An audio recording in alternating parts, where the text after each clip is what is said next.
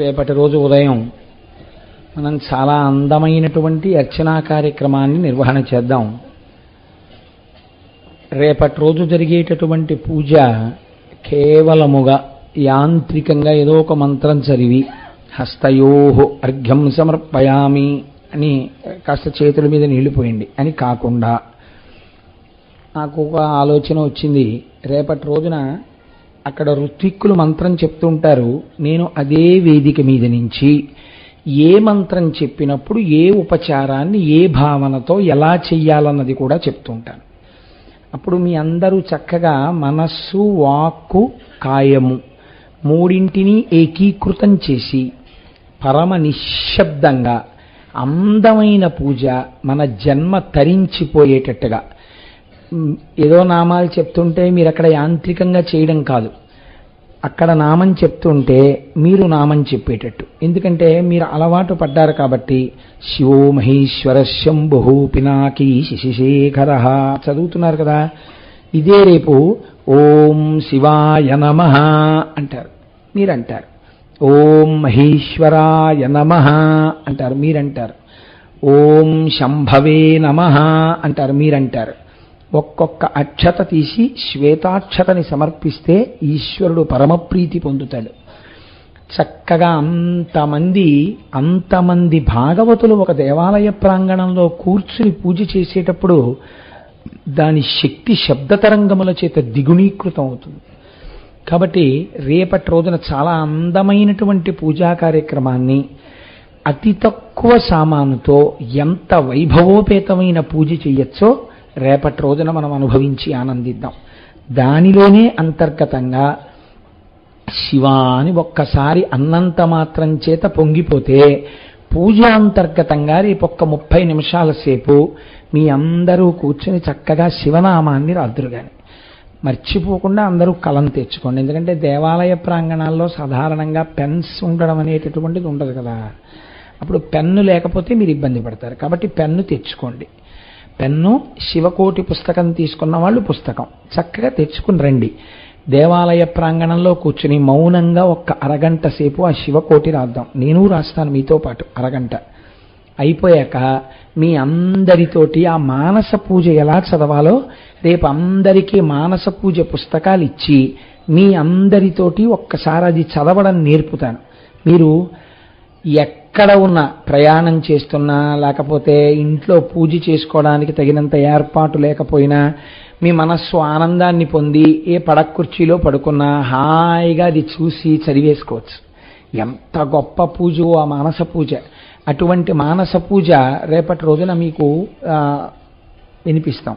దానితో పాటు రేపటి రోజున సుబ్రహ్మణ్య భుజంగ స్తోత్రం కూడా మీకు బహూకరింపబడుతుంది.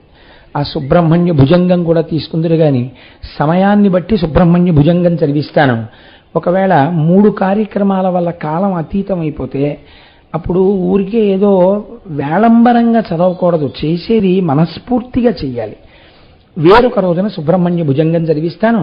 తీసుకోవడం మాత్రం రేపటి రోజున మీ అందరూ తీసుకుందరు కానీ ఒక అపురూపమైన మూర్తికి రేపు మీ అందరూ పూజ చేద్దరు కానీ.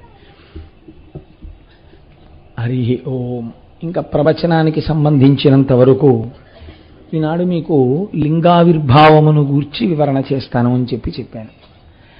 అసలు లింగం అనగానేమి, అసలు శివలింగ దర్శనము ఎందుకు చెయ్యాలి? దేవాలయంలోకి వెళ్ళి అందరు మూర్తులు కరచరణాదులతో ఉంటే, కాళ్ళు చేతులతో చక్క తలకాయ కనపడుతూ, ముక్కు కనపడుతూ, నోరు కనపడుతూ ఉంటే ఒక్క పరమశివుడు మాత్రం లింగస్వరూపంగా ఎందుకుంటాడు? దాని వెనకాతల ఏదైనా భావన ఉన్నదా? అసలు ఎటువైపుకి తిరిగి పూజ చేయాలి? ఆ లింగాకృతి ఎందుకు వచ్చింది? లింగము అన్న మాటకు అసలు అర్థం ఏమిటి? ఈ విషయాల్ని మీకు నేను విజ్ఞాపన చేసే ప్రయత్నం చేస్తాను. మీరు ఒక్కసారి ఆలోచన చేయండి. మీకు భగవంతుని యొక్క స్వరూపమును పట్టుకోవడంలో మనస్సు మునక వేయడానికి తేలిక మార్గం ఒకటి వేదం చెప్పింది. ఎంత అందమైన మాట చెప్పిందో తెలుసా అండి? ఋతం పిబంతౌ సుకృతస్య లోకే గుహా ప్రతిష్టౌ పరమే పరార్ధే యో వేద నిహితం గుహాయాం అంది. ఒక పదార్థం ఒకటి ఉందయ్యా, అది నీ యొక్క మాంసనేత్రములకు గోచరము కాదు, అది కనపడదు. నువ్వు ఇలా చూస్తే నామరూపాలు కనపడతాయి, కానీ ఆ పదార్థం, ఆ పరబ్రహ్మము నీ కంటికి కనపడదు. ఈ కంటి చేత నీవు చూడలేవు. ఈ కంటి చేత చూడబడనటువంటి పరబ్రహ్మము ఉన్నది అని మాత్రం నీకు తెలుస్తోంది. గాలిని మీరు చూస్తున్నారా? గాలిని మీరు ఎప్పుడు చూడలేదు, కానీ గాలి వలన మనం బతుకుతున్నామా లేదా? గాలి వేస్తోంది, గాలి వీస్తోంది అని మనం తెలుసుకుంటున్నామా లేదా? త్వగింద్రియం వల్ల, ఆ స్పర్శేంద్రియం వల్ల. చర్మానికి తగిలితే ఆ గాలి వీస్తోందండి అంటున్నాం కదా. గాలి వెయ్యకపోతే గాలి వీయట్లేదండి, చాలా ఇబ్బందిగా ఉంది, ఒక్క పెట్టేస్తోంది, చెమట పెట్టేస్తోంది అంటాం కదా.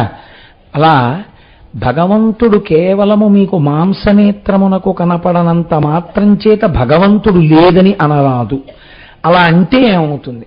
ఏమండి మీరు ఉన్నాడు ఉన్నాడు ఉన్నాడు అంటున్నారు, మేము లేవు లేడు లేడు అంటున్నాం. మీరు అనరా మాట? మీరు అలా అనేవాళ్ళు అయితే ఇంత భక్తితో వచ్చి ఇక్కడ కూర్చో. నేను మాట్లాడేది దేని గురించి అంటే, అటువంటి భావన ఏర్పడినటువంటి సంస్కారం ఉంటే నేను చెప్తున్నాను.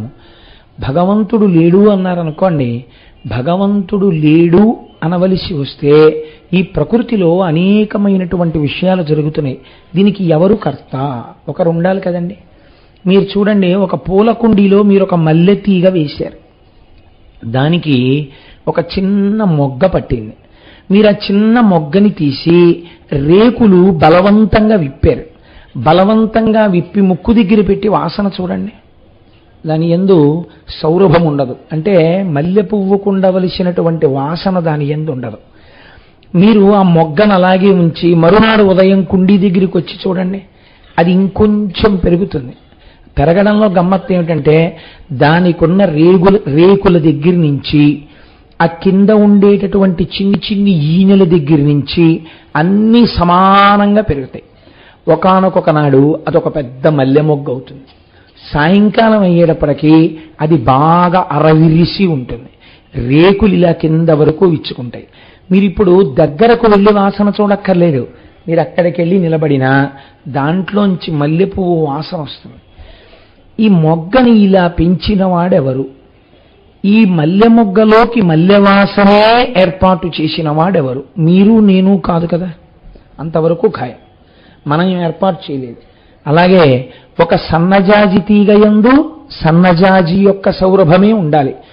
మీరు ఒకే ఒక పెద్ద కుండీ తీసుకుని ఒక మల్లె చెట్టు, ఒక జాజి తీగ, ఒక కుంకుడు చెట్టు, మూడింటిని వేశారనుకోండి, అంటే అంత పెద్ద చెట్టు అవుతుందా అని ఊహకి చూడండి. ఒకే మడి కట్టి పోనీ వేశారండి. ఒకే మడిలో మీరు గీత గీసిన చోట మీరు పోసిన ఒకే నీళ్లు తాగినటువంటి ఈ తీగలు మల్లె పువ్వు వాసనే ఇస్తుంది, జాజి పువ్వు వాసనే ఇస్తుంది, కుంకుడుకాయ చేదు రుచి కలిగినటువంటి కుంకుడుకాయనే కాస్తుంది.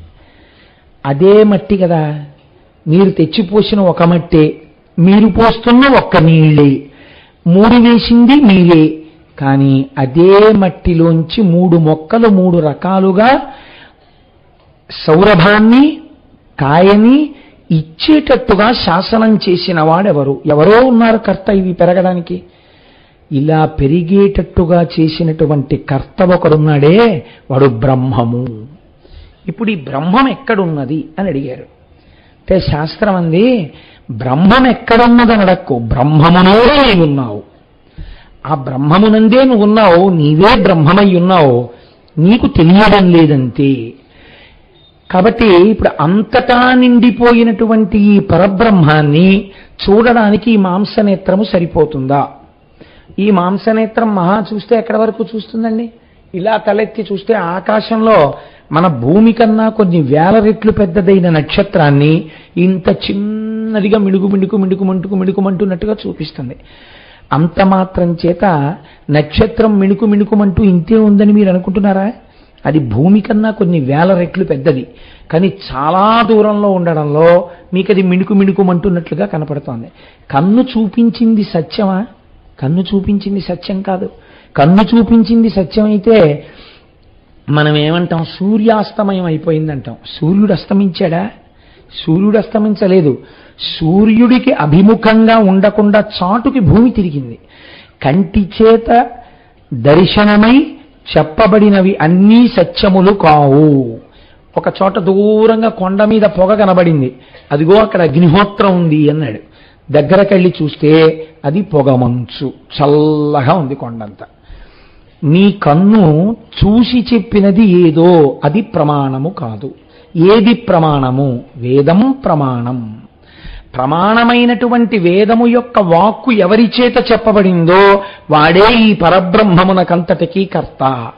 ఆ కర్తని మీరు చూడాలి అని అనుకున్నారనుకోండి, ఎప్పుడైనా అసలు ఇలా నా చేత మాట్లాడించేవాడు, నేను తిన్నది జీర్ణం చేసేవాడు, జీర్ణం అయిపోగా ఉన్న పిప్పిని బయటికి తోసేవాడు, నాలో నిరంతరం రక్తాన్ని అలా కదుపుతూ ఉండేటటువంటి వాడు, నాలోకి ఊపిరిని తీసేవాడు, నాలోంచి ఊపిరి వదిలేవాడు, ఇన్నిటిని చేసేటటువంటి వాడు ఎక్కడున్నాడో ఒక్కసారి చూద్దామని అనిపించింది అనుకోండి.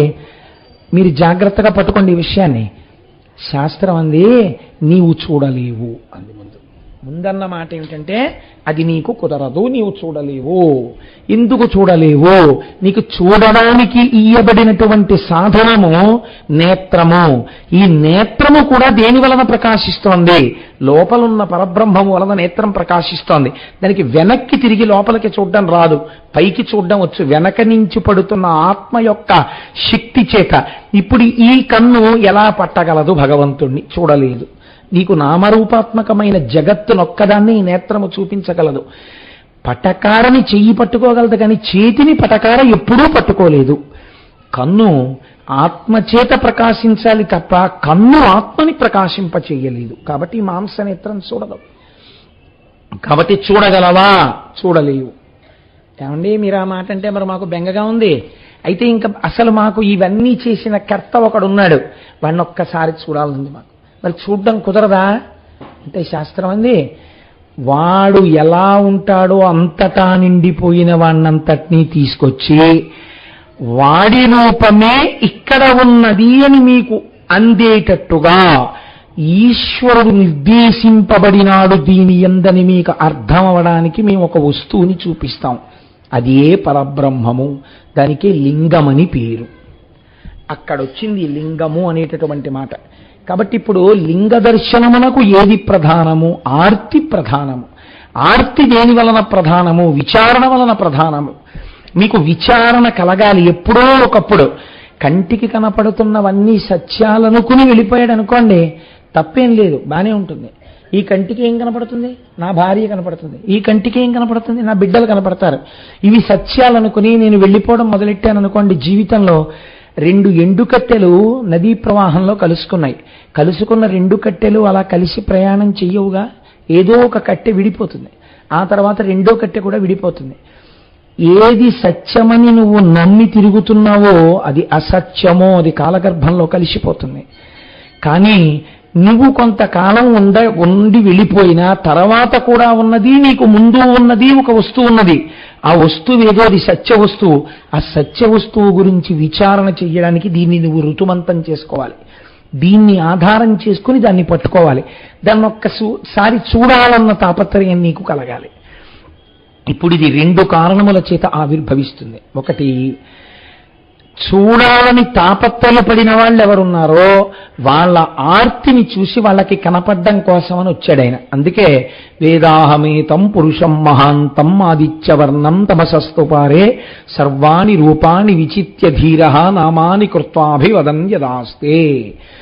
ఇలా మేం చూడాలనుకుంటున్నాము అని చెప్పబడినటువంటి పరబ్రహ్మము వాళ్ళు ఎలా కోరుకున్నారో అలా కనపడినది. మా చిన్నతనంలో, ఇప్పుడంటే చాలా తక్కువైపోయింది, కానీ పంచదారతో చేసిన చిలకలు, కోడి పుంజులు ఇవన్నీ అమ్మేవారు.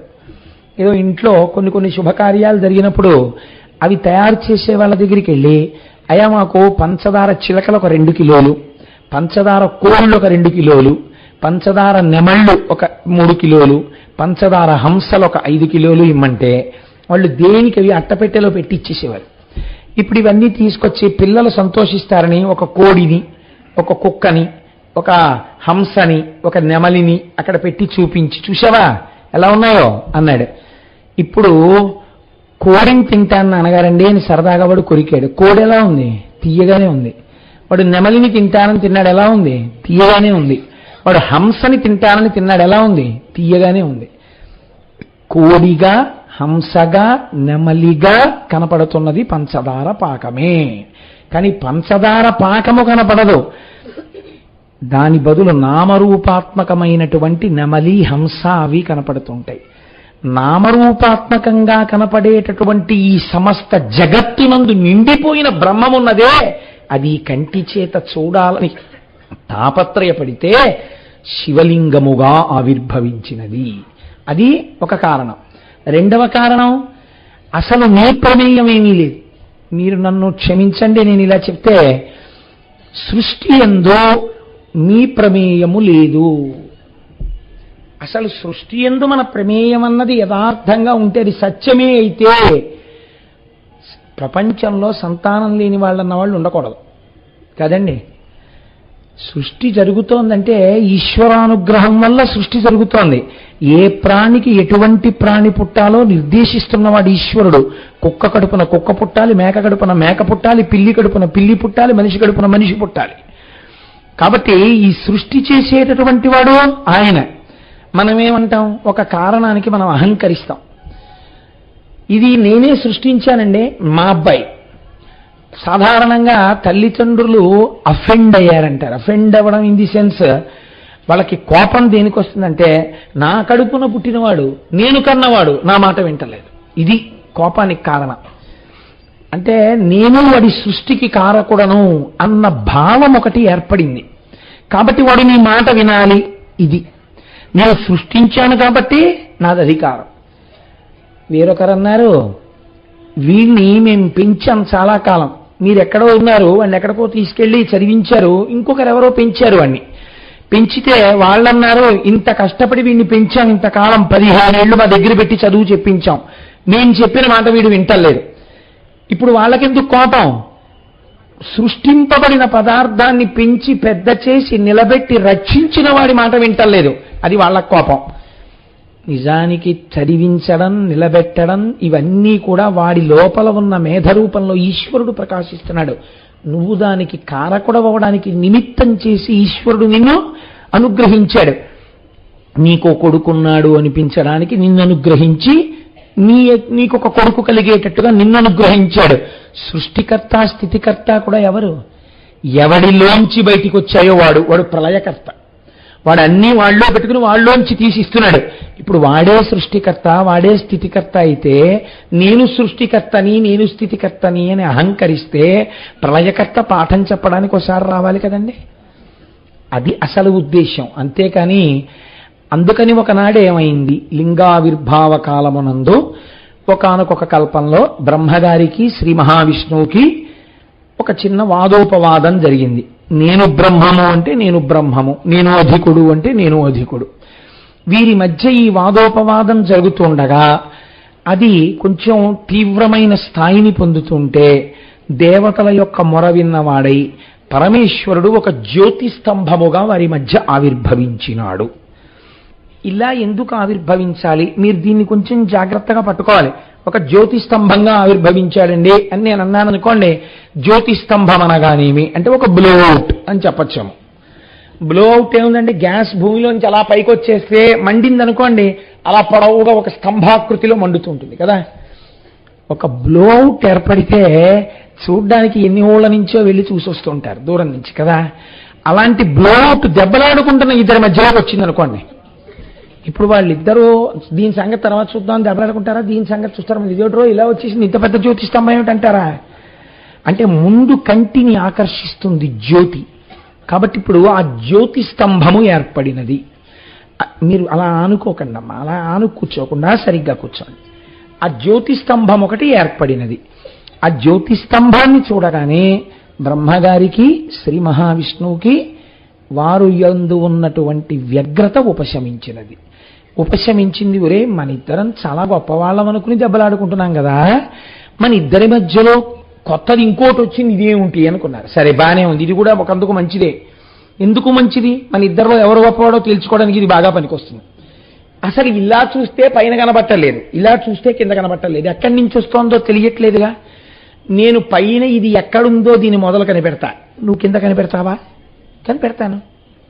ఇప్పుడు శ్రీ మహావిష్ణువు వరాహ రూపంలో భూమిని తవ్వుకుంటూ వెళ్ళిపోయారు దాని ఆది కనుక్కోవడానికి. ఇప్పుడు పైకి చతుర్ముఖ బ్రహ్మగారు హంసవాహనం ఎక్కి దాని యొక్క చివర కనుక్కోవడానికి వెళ్ళిపోతున్నారు. ఈ పైకి కిందకి కనుక్కోవడానికి వెళ్ళిపోతున్న వాళ్ళలో ముందు సత్వమావిర్భవించినటువంటి వారు శ్రీమన్నారాయణుడు. ఆయన అనుకున్నారు, ఎంత వెళ్ళినా ఈ జ్యోతిస్తంభము యొక్క మొదలు కనపట్టలేదు. అందుకని భిత్వా పాతాళ నిలయం గత్వా దూరతరం హరిః నా పశ్యత్తస్య సంస్థానం స్తంభస్యానలవర్చసః. ఎంత వెతికినా దీని యొక్క ఆది మొదలు కనపట్టలేదు. కాబట్టి ఇది ఖచ్చితముగా పరబ్రహ్మం, ఇది దీని యొక్క మొదలు నేను కనిపెట్టలేకపోయాను. కాబట్టి ఆయన మళ్ళీ భూమి మీదకి వచ్చి కూర్చున్నారు. బ్రహ్మగారు రజోగుణ సంపర్కం ఉన్నవాడు కొద్దిగా. ఆయన పైకి ఎక్కుతుంటే ఎంతసేపు పెడతాంరా ఇలాగా, ఏమిటి అంత వెళ్ళినా కనపట్టలేదు. ఆయన ఇబ్బంది అలా ఏమిటంటే కింద ఆయనకి కనపడిపోయిందేమో అని. అందుకని ఆయన అలా వెడుతూనే ఉన్నారు.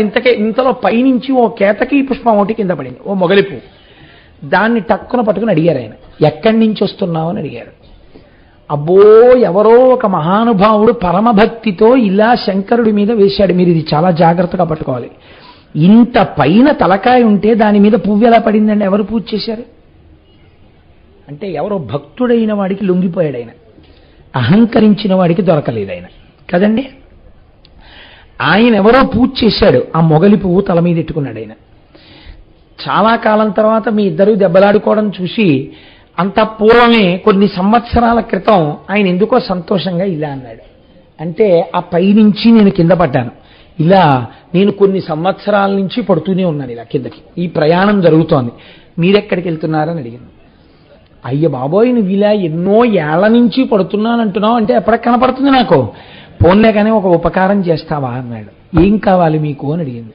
అడిగితే ఏమి లేదు, కిందకి వెళ్ళిన తర్వాత శ్రీమన్నారాయణుడు ఉంటారు, నేను ఆ పై భాగాన్ని చూశానని ఆయనకి సాక్ష్యం చెప్తావా అన్నాడు.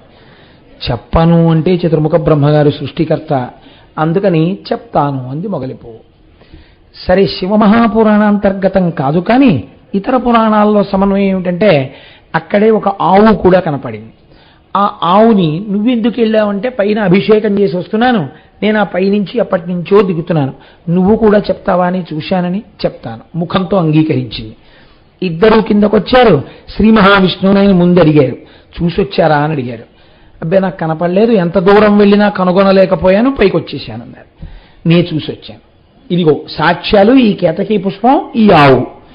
కేతకీ పుష్పం ఆయన చూసొచ్చారని చెప్పింది. ఆవు ముఖంతో అంగీకరించి పృష్ఠభాగమును కదిపి చూడలేదు అని చెప్పింది. ఇప్పుడు నిరాకారముగా జ్యోతిస్తంభముగా ఉన్నటువంటి పరమాత్మ శంకరుడు సాకారమును పొందాడు. సాకారమును పొంది బ్రహ్మదర్శనమైనదని అబద్ధమాడావు బ్రహ్మ, కాబట్టి నీకు నేను కొన్ని శాపవచనములను ఇస్తున్నాను. ఒకటి, నీకు భూమి యందు పూజ లేకుండుగాక, నిన్నెవ్వరూ పూజ చేయరు. కానీ బ్రహ్మస్థానం అని ఒక స్థానం ఉంటుంది. మీరు ఇంట్లో పూజ చేసుకున్నారనుకోండి, బ్రహ్మగారిని పిలిచామంటారు, ఒక మహానుభావుడు వచ్చే స్థానంలో కూర్చుని పూజ చేయిస్తారు. ఆ పూజ చేయించిన వాడెవరో ఆయన్ని బ్రహ్మగారు అంటారు. మీరు పూజ అయిపోయిన తర్వాత లేచి ఈయనంత బాగా చేయించలేదండి అన్నారనుకోండి, సున్న చుట్టేస్తారు మీరు చేసిన పూజకు ఫలితాన్ని. అది బ్రహ్మస్థానం. ఒకసారి కూర్చోపెట్టాక ఆయన ఏది చేయిస్తే అదే శాస్త్రం అంతే. కాబట్టి నువ్వు బ్రహ్మస్థానమునందు ఆవాహన పొంది గౌరవింపబడుతుంటావు. రెండవది ఏది అంటే, నువ్వు అబద్ధం చెప్పకుండా శ్రీ మహావిష్ణువు నేను చూడలేకపోయానని చెప్పారు కాబట్టి నాతో సమానంగా ఆయనకి వైభవోపేతంగా పూజలు ఉత్సవాలు ఉంటాయి. ఆ ఉత్సవాలకి ఆధిపత్యం వహిస్తుంటావు. అందుకే బ్రహ్మోత్సవము అని బ్రహ్మగారి రథం ముందు నడుస్తుంది ఉత్సవాలకి. కేతకీ పుష్పం అబద్ధం చెప్పింది కాబట్టి ఈ కేతకీ పుష్పము నా యొక్క పూజ యందు అగకుండుగాక. అది ఎంత సువాసనాభరితమైన మొగలి పువ్వు నా పూజలో ఉపయోగింపబడదు. భగవదార్చనకి ఉపయోగపడని పువ్వు ఎంత అందంగా ఉంటే ఎందుకు, ఎంత సువాసన ఉంటే ఎందుకు. ఇప్పుడు కేతకీ పుష్పం బాధపడింది, అయ్యో నా బ్రతుకు ఇంతేనా, నాకు పూజార్హత లేదా అని. నాయందు పూజింపబడవు గాని, నాకు పూజింపబడవు గాని నాకు భక్తులైన వారు నిన్ను తలలో ధరిస్తారు. అందుచేత నా భక్తులు ధరిస్తే నేను ఎక్కువ ప్రీతి పొందుతాను. కాబట్టి శివభక్తులైనటువంటి వారు మొగలి పువ్వు ధరించవచ్చు. 2, నాకు పూజ జరిగే చోట ప్రాంగణం మీద మొగలి పువ్వులతో అలంకారం చేస్తే నేను ప్రీతి పొందుతాను. ప్రత్యక్షంగా నాకు పూజ మాత్రం చెయ్యకూడదు. కాబట్టి ఇప్పుడు కేతకీ పుష్పానికి అటువంటి వరం, అటువంటి శాపం రెండింటినీ అనుగ్రహించారు. ఇప్పుడు నేను ఈ మాట మీకు చెప్పి నేను ఒక మాట పూర్తి చెయ్యకపోతే ఒక ప్రమాదము వెంటనే ఏర్పడిపోతుంది. ఏమా ప్రమాదము? ఏమండి, సరస్వతీదేవికి భర్త చతుర్ముఖుడు, 4 ముఖములతో వేదం చెప్పేటటువంటి వాడు, అంతటి మహానుభావుడే. బ్రహ్మగారు శ్రీ మహావిష్ణువు ఇలా దెబ్బలాడుకుంటుంటారా? నిజంగా ఒకవేళ బ్రహ్మగారు పోనీ ఏదో పొరపాటు పడ్డారనుకోండి, శ్రీ మహావిష్ణువు శ్రీమన్నారాయణుడు సాక్షాత్తుగా మహానుభావుడే. ఏ మహానుభావుడి యొక్క అనుగ్రహంతో ఈ లోకాలు నిలబడుతున్నాయో, ఏ శ్రీమన్నారాయణుణ్ణి మనం రామాయణం భాగవతం చెప్పుకున్నప్పుడు సృష్టికర్తగా కూడా చెప్పుకుంటామో, వటపత్రశాయిగా ప్రళయకర్తగా కూడా చెప్తామో, అటువంటి మహానుభావుడు ఇంత లీకితనంగా బ్రహ్మగారితో దెబ్బలాడి మధ్యలో జ్యోతిస్తంభం వస్తే దాన్ని మొదలు కనిపెడతానని ఆయన వరాహ రూపంలో పెడతాడా కిందకి? అసలు ఇదేనా దీని ఉద్దేశ్యం? లేకపోతే ఇంకేమైనా చెప్పాలని అనుకుంటోందా పురాణం? మీరు బాగా ఆలోచించండి. అలా ఏర్పడినటువంటి శివలింగము జ్యోతిస్తంభముగా ఏర్పడినదే మహాశివరాత్రి. దాని పేరు రాత్రి. ఇది మెల్లమెల్లగా లింగాకృతి తగ్గిపోయి కంటి చేత చూడబడదగినటువంటి లింగాకృతిని పొందినటువంటి రూపమే అరుణాచలంలో ఉన్నటువంటి కొండ. ఆ శివుడు నిర్దేశించిన తరువాత పూజ ప్రారంభమైన రోజే మహాశివరాత్రి. ఇలా అయితే ఇంతవరకు బాగుంది. కానీ మరి ఈ బ్రహ్మగారి యొక్క స్థితి, శ్రీ మహావిష్ణువు యొక్క స్థితి ఏమి? మీరు ఒక్కటి గుర్తుపెట్టుకోండి. మీరు జాగ్రత్తగా సమన్వయం చేసుకుంటే బ్రహ్మ, విష్ణువు, శివుడు అనేటటువంటి మూడింటితోటే మీకు ఎప్పుడు ఏది చెప్పవలసి వచ్చినా వ్యాసుడు చెప్తుంటాడు. ఎందుకు చెప్తారో తెలుసా అండి? ఉన్న ఒక్క బ్రహ్మము ఈ 3గానే పనిచేస్తుంటుంది. సృష్టికర్త, స్థితికర్త, ప్రళయకర్త, పరబ్రహ్మం. మీరు ఒక్క విషయం కొంచెం జాగ్రత్తగా గమనించండి. శ్రీ మహావిష్ణువు స్థితికారుడు కాబట్టి ఆయన సత్వగుణ సంపన్నుడు కదండి. మనం ఆ మాట అంటాం కదా. సరే, ఆయన సత్వగుణ సంపన్నుడైతే భయంకరాకృతిలో నరసింహావతారాన్ని ధరించి హిరణ్యకశిప సంహారం చేసి కోపం తగ్గనప్పుడు, ఎంతమంది స్తోత్రం చేసినా కోపం తగ్గనప్పుడు దాన్ని సత్వం అంటారా, తమస్సు అంటారా? క్రోధము తమస్సు. రామచంద్రమూర్తి కోదండాన్ని చేతిలో పట్టుకుని కొన్ని వేల మందిని తెగటార్చినప్పుడు కించిత్ కోపం కూడా రాకుండా తెగటార్చాడని మీరు చెప్పగలరా? క్రోధం ఆయనకు వచ్చిందని వాల్మీకి మహర్షి చెప్పారు కొన్ని చోట్ల. అప్పుడు ఆయన తమోగుణ సంపన్నుడు కాలేరా? శంకరుడు తమోగుణ సంపన్నుడు, లయం చేస్తాడంటారు. తమోగుణ సంపన్నుడు శంకరుడైతే దక్షిణామూర్తిగా కూర్చుని లోకానికి జ్ఞానం ఇవ్వలేదా? అప్పుడు మరి ఆయన సత్వగుణ సంపన్నుడు కాడా? మరి అదే శంకరుడు జ్ఞానప్రదాతయ్యై జ్ఞానానికి మహేశ్వరుణ్ణి మీరు కొలవండి అని అనిపించుకుని శృతివాక్యం చేత పొగడబడినటువంటి వాడు మహానుభావుడై సత్వగుణ సంపన్నుడు కాలేదా? మరి అలాంటప్పుడు ఒక గుణాన్ని మీరు భగవంతుని యందు ఆరోపించి మాట్లాడడం మీ అజ్ఞానం అనుకోవాలా, మీ జ్ఞానం అనుకోవాలా? భగవంతుని యందు గుణమును ఆరోపించి మాట్లాడడం ఏంటండి? అంతకన్నా అసంబద్ధమైన విషయం ఇంకోట్లేదు. యథార్థమేమి అంటే మహానుభావుడైనటువంటి బాణుడని సంస్కృతంలో మహాకవి బాణుడు. ఒక్కొక్క సో అంటారు కాళిదాసు సమానుడు, లేదా కాళిదాసు కన్నా ఓ అడుగు ముందే ఉన్నవాడు బాణుడు అంటారు. ఆ బాణుడు ఒక మాట చెప్తాడు. రజోజుషే జన్మని సత్వవృత్తయే స్థితౌ ప్రజానాం ప్రళయే తమస్పృశే అజాయ సర్గస్థితి నాశహేతవే త్రైమయాయ త్రిగుణాత్మనే నమః అంటాడు. రజోగుణము చేత చతుర్ముఖ బ్రహ్మగారు ప్రకాశిస్తున్నారు. సత్వగుణము చేత శ్రీ మహావిష్ణువు ప్రకాశిస్తున్నారు. తమోగుణము చేత లయకారకుడై రుద్రుడు ప్రకాశిస్తున్నాడు. అంత మాత్రం చేత నిజంగా వాళ్ళందరూ ఆ గుణాలతోటే ఉంటారని మీరు అనుకుంటున్నారా? కాదు. అసలు వీరి ఎందు గుణము లేదు. నిర్గుణమైన పరబ్రహ్మము సృష్టి చేసేటప్పుడు బ్రహ్మగా మారింది. అప్పుడు అవసరం కాబట్టి రజోగుణాన్ని తీసుకుంది. ఎప్పుడు ఏది అవసరమో అప్పుడు నేను అది పుచ్చుకుని మిగిలిన వాళ్ళకి కూడా మార్గాన్ని చెప్తున్నానే నా ఇంట్లో వాళ్ళకి. ఒకే పరబ్రహ్మం సృష్టి చేసి, ఒకే పరబ్రహ్మం స్థితి చేసి, ఒకే పరబ్రహ్మం లయ చేస్తే మీరేమంటున్నారు, నేనేమంటున్నాను? ఈ సృష్టి, ఈ స్థితి, ఈ లయ నేనే చేస్తున్నాను అంటున్నాను. నేను చెప్పినా అదే మాట, మీరు చెప్పినా అదే మాట, ఇంకోళ్ళు చెప్పినా అదే మాట, ఎవడు చెప్పినా ఒకటే మాట, వీడు నా కొడుకు. కాబట్టి ఇప్పుడు సృష్టి యందు అహంకారం, స్థితి యందు అహంకారం, ఇవన్నీ రాశి పోసేస్తే మీ అహంకారాన్ని తీర్చడానికి వాళ్ళిద్దరూ ఈ కథ నడిపారు. కథ నడిపితే ఏమైంది? ఓరి పిచ్చాడా, అసలు ఇంకో పదార్థం ఉంది, అది చేస్తున్నది. ఆ పదార్థమునకు ఆద్యంతము లేదు, నీకు అసలు తెలియనే తెలియదు, దానికి తుద లేదు, మొదలు లేదు, అది అంతటా వ్యాపించిపోయింది. ఆ వ్యాపించిపోయినది ఇప్పుడు అగ్నిస్తంభంగా దిగింది.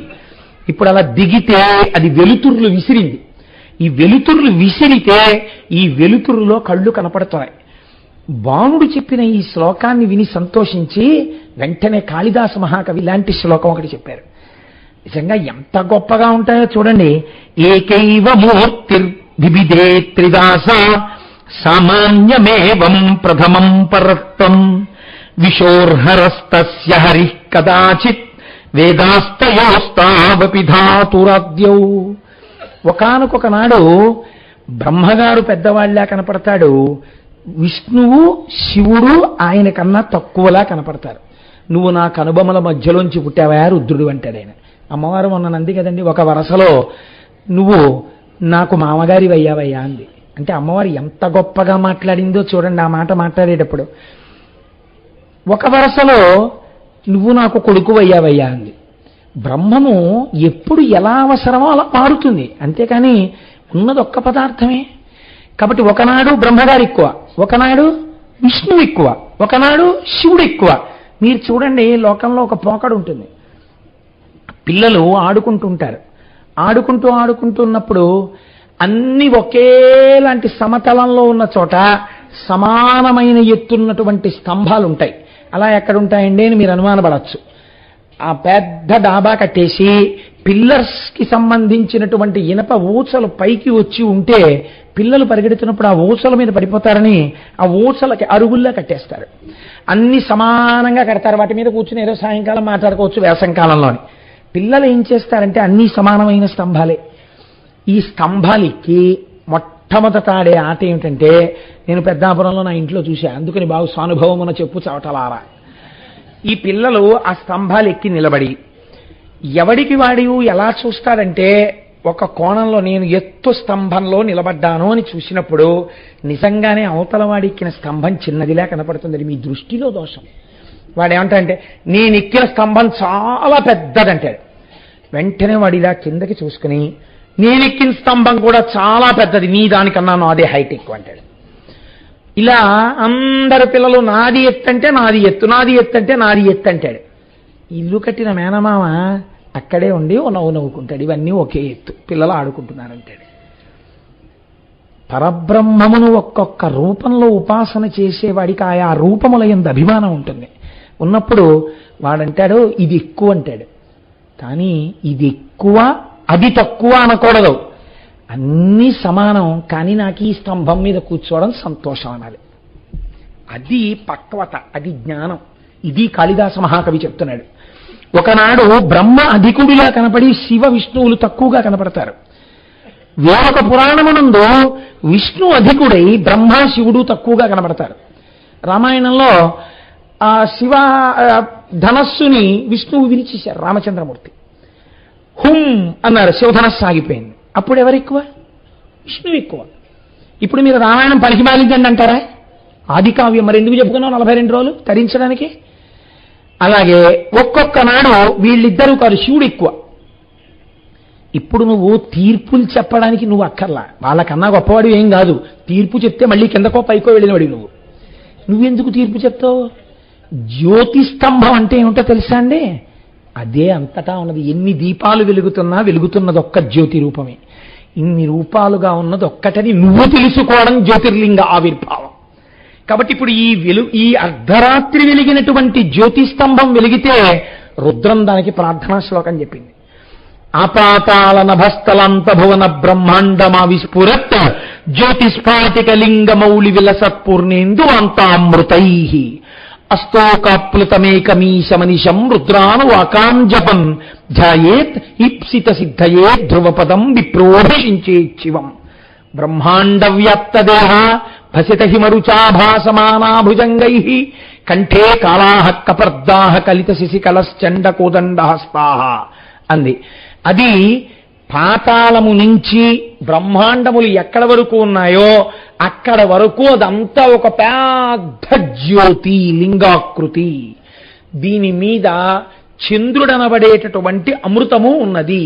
ఈ చంద్రుడు కరిగి అమృతము స్రవించి దాని మీద పడుతోంది.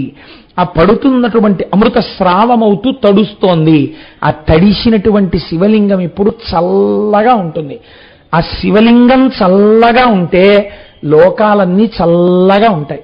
అందుకే శివలింగం మీద ధారాపాత్ర కట్టి వదిలేస్తారు. అది చంద్రబింబంతో సమానం. ఎప్పుడు నీళ్లు పడుతూ లింగం చల్లగా ఉంటే మనం చల్లగా ఉన్నామని గుర్తు. కాబట్టి ఇప్పుడు ఆ ఏర్పడినటువంటి జ్యోతి స్తంభము ముందు కంటిని ఆకర్షించింది. అర్ధరాత్రి పుట్టింది. అందుకే మీరు చూడండి, ఎప్పుడు చేస్తున్నాం మనం శివరాత్రి అంటే, ఏమంటే మీ అందరూ రేపు రాత్రి 7 గంటలకి రండి పూజ చేసుకోవడానికి అన్నామా, రేపు ఉదయం రండి పూజ చేసుకోవడానికి అన్నామా? రేపు ఉదయం రండి అన్నాం. అప్పుడు మీరు ఏమనాలి? ఏమండి మీరు ఈ పూజ ఎందుకు చేయిస్తున్నారు? శివరాత్రి కాబట్టి. శివరాత్రి అనగానేమి? రాత్రి పూజ. మరి అటువంటిప్పుడు మీరు రాత్రి చేయించకుండా పొద్దున చేయించడం ఏంటి? మీకు చిత్రం ఏమిటో తెలుసా అండి? మన సంప్రదాయంలో సనాతన ధర్మంలో అన్ని రాత్రి శబ్దంతో ఉంటాయి. శరణ్ నవరాత్రులు, గణపతి నవరాత్రులు, వసంత నవరాత్రులు, అన్ని రాత్రులే. ఏమిటా రాత్రులు ఏమిటి అంటే, రాత్రులు అనగా చీకటి. చీకటి ఎందు ఏమవుతుంది? దొంగకి తేడా తెలియదు. ఆత్మవస్తువుకి శరీరానికి భేదం తెలియనటువంటి అజ్ఞాన స్థితి చీకటి. ఇప్పుడు ఈ చీకటిలో ఉన్న వస్తువు ఉన్నట్టు తెలియాలంటే ఏది ఉండాలి? నా ఫిక్సెడ్ డిపాజిట్ రిసీట్ తీసుకొచ్చి అక్కడ పెడితే తెలుస్తుంది ఏంటి? అది దొంగో ఏది పట్టుకొచ్చి పెట్టినా తెలియదు. ఒక దీపం పట్టుకొచ్చి పెట్టాను అనుకోండి, తెలుస్తుంది. దీపం తెలియడానికి ఇంకో దీపం అక్కర్లా, దీపపు కాంతిలో దీపం తెలుస్తుంటుంది. ఇది పరబ్రహ్మం, ఇది జ్యోతిర్లింగం. ఈ జ్యోతిర్లింగ కాంతిలో మీరెవరో మీకు తెలుస్తుంది, మీకు లోకంగా కనపడుతున్నది ఏమిటో మీకు తెలుస్తుంది. ఇప్పుడు రాత్రి అనగా అజ్ఞానం పోవడానికి, శివానుగ్రహానికి మీరేం చేస్తున్నారు? తెల్లవారకట్ట నుంచి పూజ చేస్తున్నారు. అంటే భక్తితో నిలబడుతున్నారు. ఇప్పుడు ఈ భక్తితో నిలబడి రాత్రి ఏం చేస్తారు? జాగరణ చేస్తారు. జాగరణం అనగానేమి? జాగరణం అంటే మీరు ఒకటి గుర్తుపెట్టుకోండి, ఏదో రకంగా నిద్రపోకుండా ఉండుట కాదు. ఏదో ఒక ప్రయత్నం చేత నిద్ర రాకుండా వెర్రికేకలేసుకుంటూనో, డాన్స్ బేబీ డాన్స్ చేసుకుంటూనో, పనికి మాలిన పనులు చేస్తూనో నిద్రపోకుండా నిగ్రహించుకుంటే మీరు పావుని కొట్టట్లేదు, పుట్టని కొడుతున్నారు. దానివలన ప్రయోజనం ఏమిటంటే, ఒక పాప ఫలితం పోయిందేమో, ఎవరినో నిద్రపోకుండా చేసేందుకు మీరు నిద్రపోకుండా ఉన్నారేమో. దాన్ని నిద్రపోకుండా ఉండమని చెప్పలేదు శాస్త్రం, జాగరణ చెయ్యి అంది. మీరు చూడండి, ఓ మాట అంటుంటాం మనం సాధారణంగా, ఏమండి నిన్న రాత్రి పడుకుందాం అనుకుని ఇలా తలుపేద్దామని వెళ్ళానండి. తలుపేద్దామని వెళ్ళేటప్పటికీ ఇంట్లో చిన్న త్రాచుపాం పిల్ల కనపడింది. గబగబా కర్రపట్రా అని వంటింట్లోకి వెళ్ళిపోయింది. ఆ వంటింట్లో వెతికి చూసేటప్పటికీ లటక్కని బెడ్రూమ్లోకి వెళ్ళిపోయింది. రాత్రల్లా జాగరణమేనండి, పాము కనపడలేదు, పొద్దున్న దొరికిందండి అంటాం. అంటే ఇప్పుడు మీరు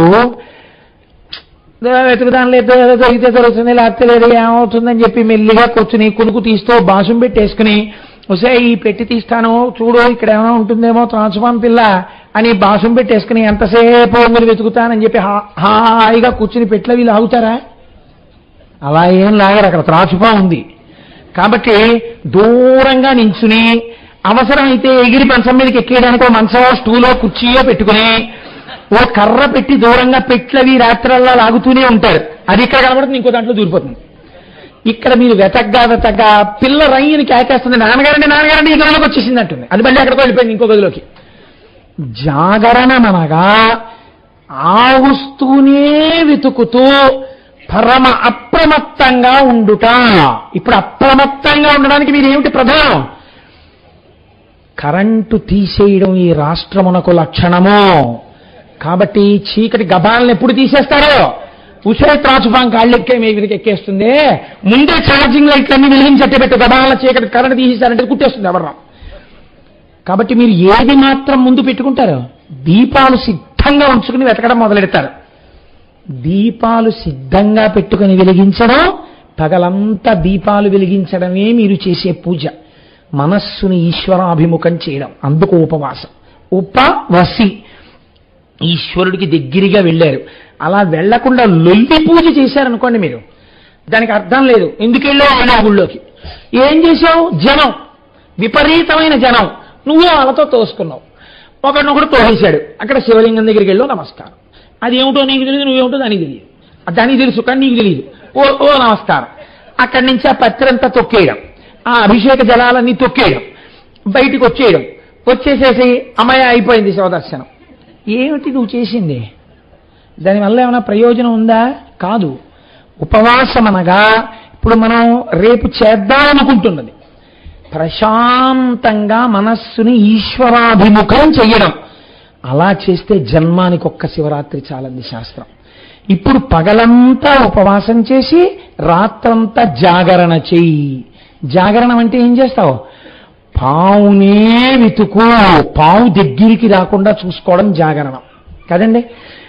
అలా కూర్చుని పాము పెట్టి లాగుతూ లాగుతూ, పెట్టి వెనకాల పావుందేమో అనుకుని లాగుతుండగా ఇలా కళ్ళు పడిపోయి కునుకొచ్చేసిందే అంటారేంటి మీరు?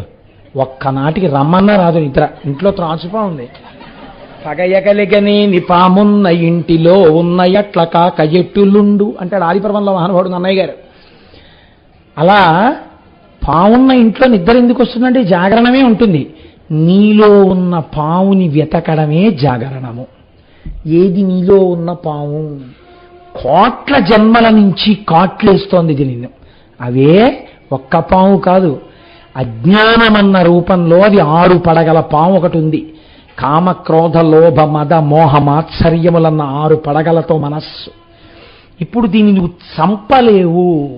దీన్ని ఈశ్వరుడికి అర్పణ చేసి ఆయన మెడలో వేసుకుంటాడు. ఆయన నాగాభరణాన్ని తీసుకుంటాడు.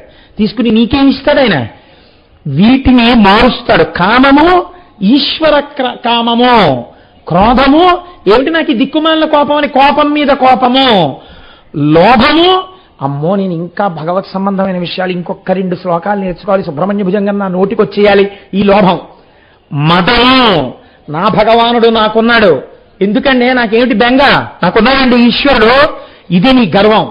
భక్తి చేత కలిగినటువంటి అతిశయం దీన్నిగా మార్చి ఇప్పుడు నీకు ఎటువంటి పావునిస్తున్నాడు? అది పావు కాదు, ఇప్పుడు నీకు ఈ 6 గుణములనేటటువంటి పుష్పాన్ని ఇస్తున్నాడు.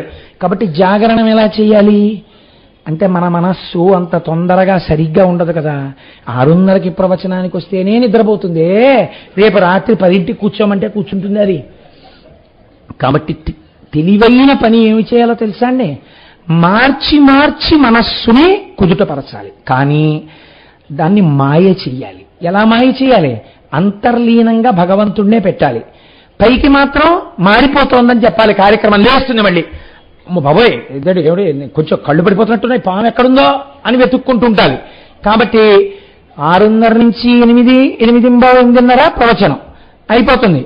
అద్భుతమైనటువంటి గంధర్వగానం అయిపోతుంది. అయిపోయిన తర్వాత మనందరికీ ఇంకా కళ్ళు పడిపోయే టైం వచ్చేసింది. ఇంకా 10, 9:30, 10 అవుతోంది. కళ్ళు పడిపోకుండా ఉండాలంటే ఇవాళ రోజున మనల్ని ఆపగలిగినది ఏది? అంచాక్షరి. ఇప్పుడు అంచాక్షరి పెట్టారనుకోండి, మీరు పెడితే రజోగుణ తమోగుణ ప్రకోపం వచ్చేస్తుంది, సత్వగుణం పోతుంది. జాగరణం కాదది, అదో వెర్రి వేదంగిత తయారవుతుంది. కాబట్టి ఇప్పుడు ఏం చేయాలి? అసలు ఎలా మార్చుకోవాలో జీవితాన్ని చూపించడానికి రేపు ఒక కొత్త ప్రయోగం జరుగుతుంది. చిన్న చిన్న పిల్లలు ఇక్కడ కూర్చుని సంగీత విద్వాంసుల సమక్షంలో ప్రసాద్ బాబు గారు ఎంపైర్గా ఇక్కడ నిర్వహిస్తూ ఉండగా ఎవరికి ఎంత టైంలో పాడాలో ఒకళ్ళు ఒక కీర్తన, ఒక పల్లవి పాడి విడిచిపెడతారు. ఏదో ఉదాహరణకి అదిగో అల్లదిగో శ్రీహరివాసము 10,000 శేషుల పడగలమయము అని వదిలేస్తారు. మీరిప్పుడు మా మీద ఏమున్నాయి మీరు అందించకూడదు ఎవరును. మీరు దాన్ని వినాలి. ఇప్పుడు మీ మనస్సు ఏం చేస్తుంది? డ్రిల్ చేస్తుంది. మా మీద ఏమున్నాయి కీర్తనలు, మా మీద ఏమున్నాయి కీర్తనలు అని ఆ మముబ్రోవామని మముబ్రోవామని కాదు, ననుబ్రోవామని ఆ కీర్తన అని మీలో మీరు మాట్లాడుకుంటుంటారు. ఈలోగా ఈ పిల్లలు పాడతారు, అబ్బాయి ఎంత బాగా పాడారో అనుకుంటారు. ఇలా వాళ్ళ మధ్య భగవత్ సంబంధమైన అంత్యాక్షరి జరుగుతుంటుంది. ఇప్పుడు ఈ కీర్తనలు వింటూ మీరు కూడా మనస్సటు పెట్టుకుంటారు, అయిపోయింది. అద్భుతమైన భరతనాట్యం, శివతాండవం జరుగుతాయి, అయిపోతుంది. జ్యోతిర్లింగం ఆవిర్భవిస్తుంది. 12 అయింది, మీకు తెలియదు 12 అయిపోయిందని. జ్యోతిర్లింగం వచ్చేసింది అంటే మీ 6 గుణాలు పోయాయి, దుర్గుణాలు. జాగరణం పూర్తయిపోయింది, ఈశ్వరానుగ్రహం వచ్చేసింది. ఇప్పుడు మీరు ఆ జ్యోతి వెలుగులో నిలబడతారు. ఇది జ్యోతిర్లింగ ఆవిర్భావము మహాశివరాత్రి నాడు. ఇందుకు జాగరణ, ఇందుకు ఉపవాసం, ఇందుకు పూజ, ఇందుకు వచ్చాయి తప్ప అర్థం పర్థం లేకుండా చెయ్యమని రాలేదు.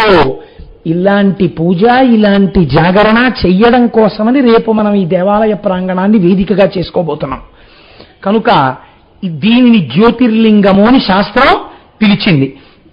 ఇప్పుడు మీరు చూడండి, ప్రధానముగా జ్యోతిర్లింగ ఆవిర్భావమునందు ఏది ఏర్పబడినది మీరు ఆలోచించండి. బ్రహ్మగారికి విష్ణువుకి కలహం వచ్చింది. కలహం దేనికి వచ్చింది? నా అంతవాణ్ణి నేను, నా అంతవాణ్ణి నేను అన్న అతిశయం చేత వచ్చింది బాహ్యంలో కథకి.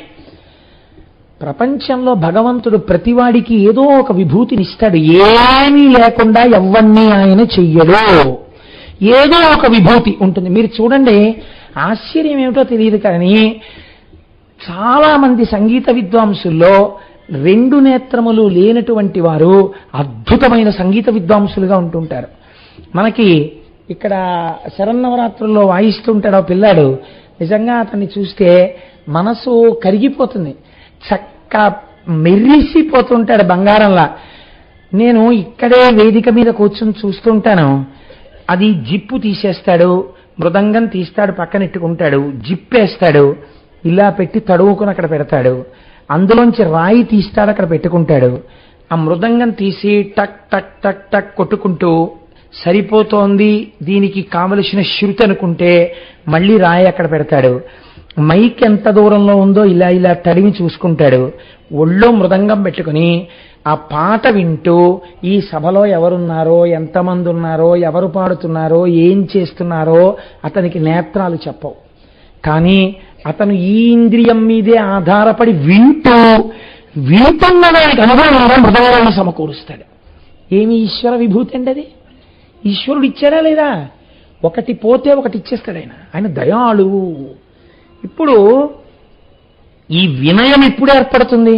ఈశ్వరుడు నాకు అనుగ్రహించాడు అని మీరు అన్నారనుకోండి, ఈశ్వరానుగ్రహం అండి, నాకు కొడుకున్నాడు. అస్తమానం మీకు ఎంతమంది పిల్లలు ఉన్నప్పుడు ఈశ్వరానుగ్రహంలో నా కొడుకు అనక్కర్లేదు. మీరు లోపల మనస్సులో నాకో 2 పిల్లలు ఉండడం ఈశ్వరానుగ్రహం, నాకో ఉద్యోగం ఉండడం ఈశ్వరానుగ్రహం, నేను 4 మాటలు చెప్పుకోగలగడం ఈశ్వరానుగ్రహం అన్న భావన పరిపుష్టమైందనుకోండి, దాని వినయము అని పిలుస్తారు. ఈ వినయము లోపించడం కలహానికి కారణమైంది, అతిశయానికి కారణమైంది. ఈ వినయము నేర్చుకో. అందుకే శంకరాచార్య స్వామి వారు షట్పదీ స్తోత్రం అని ఒక స్తోత్రం చేశారండి. అసలు నిజంగా మీరు ఆ షట్పదీ స్తోత్రం చదవాలి. ఎంత అద్భుతమైన స్తోత్రం చేశారో తెలుసండి. మనస్సుకు షట్పది అని పేరు. పంచేంద్రియములు ఒక మనస్సు 6 కాళ్లతో ఉంటుంది.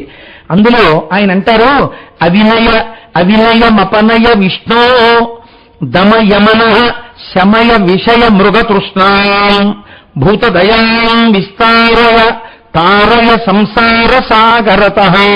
మొట్టమొదటి శ్లోకం. అందులో అవినయమపనయ విష్ణో, స్వామి శ్రీ మహావిష్ణు నాకు నువ్వు వినయమును కటాక్షించు. ఎన్నడూ అహంకారం ఏర్పడకూడదు. సర్వభూతముల యందు దయను కలిగి ఉండేటట్టుగా అంతటా నిన్ను చూసేటట్టు అనుగ్రహించు. అదే జ్యోతిర్లింగ దర్శనం. అందుకే రఘువంశం రచన చేస్తూ కాళిదాస మహాకవి ఒక అద్భుతమైన మాట అంటారు. దిలీప మహారాజు రాజ్యం చేస్తున్నప్పుడు చేసిన చాలా గొప్ప విషయం ఏమిటి? ప్రజానాం వినయాధాత్ రక్షణాద్ భరణాదపి. ప్రజలందరిలో వినయం ఉండేటట్టుగా చూసేవట్టు ఆయన. ఇది ఒక రాజు చెయ్యవలసింది, ఇది ఒక ఉపాధ్యాయుడు చెయ్యవలసింది, ఇది ఒక గురువు చెయ్యవలసింది. వినయం నేర్పాలి శిష్యులకి. ఈ వినయము ఆరంభం ఎక్కడా? మీరు జ్యోతిర్లింగం గురించి తెలుసుకుంటే అంతటా అది నిర్వహిస్తోంది. అది సృష్టికర్త, స్థితికర్త, ప్రళయకర్త, నేనెంతటి వాణ్ణని వినయంతో నిలబడతారు. ఈ వినయము మీకు కలగడానికి మహాశివరాత్రి నాటి జ్యోతిర్లింగ దర్శనము, లింగార్చనము ప్రధానమై ఉన్నవి. మీరు చూడండి, ఈ శివలింగమును గురించి కదండి మనం మాట్లాడుకుంటున్నది. ఈ లింగమునకు ఒక విశేషం ఉంది. లోకంలో అన్ని లింగములు ఒక్కలా ఉండవు. మొట్టమొదట అన్నిటికన్నా చాలా గొప్పదైనటువంటి లింగాన్ని స్వయంభూ లింగము అని పిలుస్తారు. స్వయంభూ అంటే ఒకళ్ళు ప్రతిష్ఠ చేయరు, తనంత తాను వెలుస్తుంది. శ్రీశైలాది క్షేత్రములు. 2 దివ్యలింగములు అంటే దేవతలు ప్రతిష్ఠ చేసినవి. కుమారస్వామి ప్రతిష్ఠ చేసినటువంటి కుమారారామన్ సామర్లకోట అలాంటివి. మానుషలింగములు మనుష్యులు ప్రతిష్ఠ చేసినవి. ఆర్షలింగములు మహర్షులు ప్రతిష్ఠ చేసినవి. రాక్షసలింగములు రాక్షసులు ప్రతిష్ఠ చేసినవి. దైవిక లింగములు వాటంతట అవిగా ఏర్పడతాయి. దైవిక లింగాలు ఇలా ఎలా ఏర్పడతాయని మీకు అనుమానం రావచ్చు. మీలో కొంతమంది అరకు వ్యాలీ వెళ్ళుంటారు. అరకు వ్యాలీ వెళ్ళినప్పుడు బుర్రా కేవ్స్ అని తీసుకెళ్తారు. ఆ బుర్రా కేవ్స్ లో ఒక చిత్రం ఉంటుంది. పైనుంచి నీటి బిందువులు కింద పడతాయి. కొండ తొలిచి లోపలికి గుహ ఉంటుంది. ఆ కొండ ఉపరితలం ఎక్కడో పైన ఉంటుంది.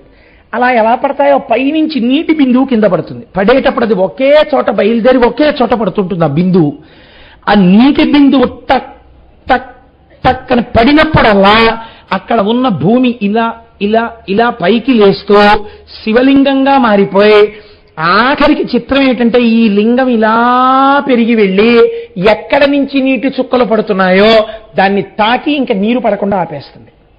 మర్రి చెట్టు ఊడవా పెరిగిపోతుంది. దీన్ని దైవిక లింగములు అంటారు. మీరు బుర్రా గుహల్లో చూడొచ్చు. కాబట్టి ఇవి దైవిక లింగములు. బాణలింగములను ఉంటాయి. అవి నర్మదా నదీ ప్రవాహము యొక్క ఒరిపిడి చేత ఏర్పడతాయి. వాటిని బాణలింగములు అని పెడతారు. మనం ఈ లింగము ఏదైతే ఉందో ఆ లింగము మీరు బాగా గుర్తుపెట్టుకోండి. మీరు ఈ కంటి చేత చూడలేని సృష్టికర్త, స్థితికర్త, ప్రళయకర్త ఆ ఈశ్వరుడే. అందుకే మన వాళ్ళు ఏం చెప్పారంటే తప్పకుండా దేవాలయ దర్శనం అలవాటు చేసుకో అని ఎందుకు చెప్తారో తెలుసండి. మీరు ఒక భావన చెయ్యాలి. నేను ఎక్కడ నుంచి వచ్చానో వెనక్కి వెళ్ళారనుకోండి, ఎప్పుడో మీరు అమ్మ కడుపులో పడుకున్నారు. అక్కడ వరకు మీకు తెలుసు, ఎందుకంటే అమ్మ కడుపులోంచి వచ్చారు కాబట్టి అమ్మ కడుపులో పడుకున్నారు. అమ్మ కడుపులోకి నేనన్నప్పుడల్లా నేను కోటేశ్వరరావు అని ఒక భావన ఉంటుంది కదా. ఇది అమ్మ కడుపులోకి ఎక్కడి నుంచి వచ్చింది. అంతకు ముందు కూడా ఎక్కడి నుంచి వచ్చి ఉండాలి కదా. ఎక్కడి నుంచి వచ్చి ఉంటుంది అంటే అంతకు ముందు కూడా నేను ఎక్కడో ఉన్నాను, ఏదో ఉపాధిలో ఉన్నాను. ఆ ఉపాధి వదిలి ఈ ఉపాధిలోకి వచ్చాను. ఆ ఉపాధిలోంచి ఈ ఉపాధిలోకి పెట్టిన వాడు ఎవరో ఉండాలి కదా పెట్టడానికి. వాడు కదా మళ్ళీ బయటికి తోశాడు. వాడే కదా మళ్ళీ ఈ ఉపాధిలోంచి తీసి ఇంకో ఉపాధిలోకి పంపుతున్నాడు. వాడు ఎవడా సృష్టికర్త? వాడు పుట్టిన తర్వాత నేను ఇంత ఉండేవాడిని కదా. నన్ను సమానంగా 6 అడుగుల మనిషిని చేసిన వాడెవరు? వాడు స్థితికర్త. మళ్ళీ ఇందులో ఉన్న పంచభూతాల్ని బ్రహ్మాండంలోకి కలిపి నన్ను మళ్ళీ ఇంకో దాంట్లో ప్రవేశపెట్టడమో తనలో కలుపుకోవడమో చేస్తాడు కదా. ఎవడా ప్రళయకర్త? వాణ్ణి ఒకసారి చూడకపోతే కృతజ్ఞ అయిపోతోంది కదా. ఆ రోజు ఎందుకు పనికి రాకుండా పోతోంది? ఆ రోజుకి కన్ను తెరిచినప్పుడు సృష్టి, ఆ రోజంతా తిరిగినప్పుడు స్థితి, నిద్రపోయినప్పుడు లయ. ఒక రోజులో సృష్టి స్థితి లయలున్నాయి. ఈ 3 చేస్తున్నవాడు ఎవరు? వాడిని ఒకసారి చూసొద్దామని మీకు అనిపించద్దు? పనికి మాలిన వాళ్ళందరినీ చూస్తున్నారే మీరు. వీడిని చూసొద్దామని మీకు ఆర్తి కలిగితే మీరు గుళ్ళోకి వెళ్ళాలి. వాడు అక్కడే ఉంటాడు, ఇంకెక్కడా ఉంటాడు. వాడు రైతు బజార్లో కనపడ్డాడు. వాడు మీకు ఆలయంలోనే కనపడతాడు. నా మాటలో అయితే నేను శివపురాణం చెప్తున్నాను, శివాలయం అయినా విష్ణువాలయం అయినా కనపడతాడు. మీకు శ్రీమన్నారాయణుడు గానైనా వాడే, శివుడిగానైనా వాడే. నేను ఆ భేదం పాటించలేను. ఎందుకంటే నేను శంకరాచార్యులు వారిని నమ్మి ఉన్నాను కాబట్టి నేను అలాంటి భేదం నేను చెప్పలేను. ఏ దేవాలయానికి వెళ్ళినా వాడే ఆ రూపంలో ఉన్నాడు.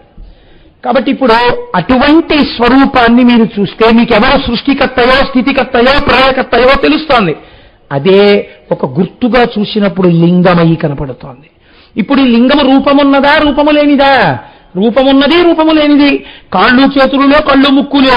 కాబట్టి ఇది రూపమున్నది కాదు. రూపం లేదా? మీ కంటికి కనపడుతోంది, ఏదో కనపడుతోంది కాబట్టి రూపమున్నది. కాబట్టి దీన్ని అరూపరూపి. అలాంటి దాని యందు మనస్సు నిలబెట్టి ఉపాసన చేస్తున్నాడు కాబట్టి కరచరణాదులతో ఉన్న మూర్తి ఉపాసన కన్నా లింగోపాసన ఒక మెట్టు పైన ఉంటుంది ఉపాసనలో. దీని నుంచి దానికి ఎదుగుతారు, ఎదిగి లింగోపాసనం వైపు కెడతారు. అందుకే మహాభారతంలో దీని మీద కొన్ని ఘట్టాలు ఉన్నాయి. లింగోపాసన చేసినటువంటి వాడిని కరచరణాదులతో కూడిన వాడి ఉపాసన భంగపరచలేదు. ఒక మెట్టు పైన ఉంటాడు అంతే కదండి. ఓ బిఏ చదువుకున్నవాడి కన్నా ఓ ఎంఏ చదువుకున్నవాడు ఎక్కువ ఉంటాడు. అయితే శాస్త్ర ప్రయోజనం ఏంటంటే అందరూ అలా పెరగాలనే, అంతేకాని ఎవరిని ఎక్కడా ఉండిపోమ్మనో దానిలో దోషాలు పట్టమనో విమర్శలు చేసుకోమనో శాస్త్రం చెప్పట్లేదు. కనుక ఇప్పుడు అది లింగము, ఆ లింగ రూపాన్ని దర్శిస్తున్నారు. ఈ లింగమే సాకారం అవుతుంది. ఇప్పుడు ఈ లింగము సాకారమైందనుకోండి, పార్వతీ పరమేశ్వరులుగా కనపడతారు. ఇక్కడ మీరు ఒక విషయాన్ని చాలా జాగ్రత్తగా మనస్సులో పట్టుకుని వినండి. రేపటి రోజున మీకు ఒక అపురూపమైనటువంటి మూర్తిని ఇస్తారు పూజ చేసుకునేటప్పుడు. ఆ మూర్తి ఎలా ఉంటుందో తెలుసా అండి? పంచసామ్యములు కలిగినటువంటి మూర్తిగా ఉంటుంది. పంచసామ్యములు కలిగినటువంటి మూర్తి అంటే ఒక మంచం ఒకటి వేసి ఉంటుంది. ఆ మంచానికి ఆగ్నేయమునందు చతుర్ముఖ బ్రహ్మగారు కోరుగా ఉంటారు. అదే మంచానికి నైరుతి దిశయందు శ్రీ మహావిష్ణువు ఒక కోడుగా ఉంటారు. వాయవ్య దిశయందు రుద్రుడు కోడుగా ఉంటాడు. ఈశాన్య దిక్కునందు మహేశ్వరుడు కోడుగా ఉంటాడు. ఇలా తల కనపడుతూ పర్యంకంగా అంటే పైన ఉండేటటువంటి బెడ్గా సదాశివుడు ఉంటాడు. దాని మీద ఇద్దరు కూర్చుని ఉంటారు. ఇద్దరు ఎర్రగా ఉంటారు. ఇద్దరికీ 4 చేతులే ఉంటాయి. ఇద్దరి మొహాలు గుండ్రంగా ఉంటాయి. ఇద్దరూ ఒకే ఆయుధాలు పట్టుకుంటారు. ఇద్దరి పేర్లు ఒక్కలా ఉంటాయి. ఈయన శివ అయితే ఆవిడ శివా, ఈయన హంస ఆవిడ హంసి, ఈయన భైరవ ఆవిడ భైరవి, ఆయన సమయ ఆవిడ సమయి. ఇద్దరి యందు ఏ తేడా ఉండదు.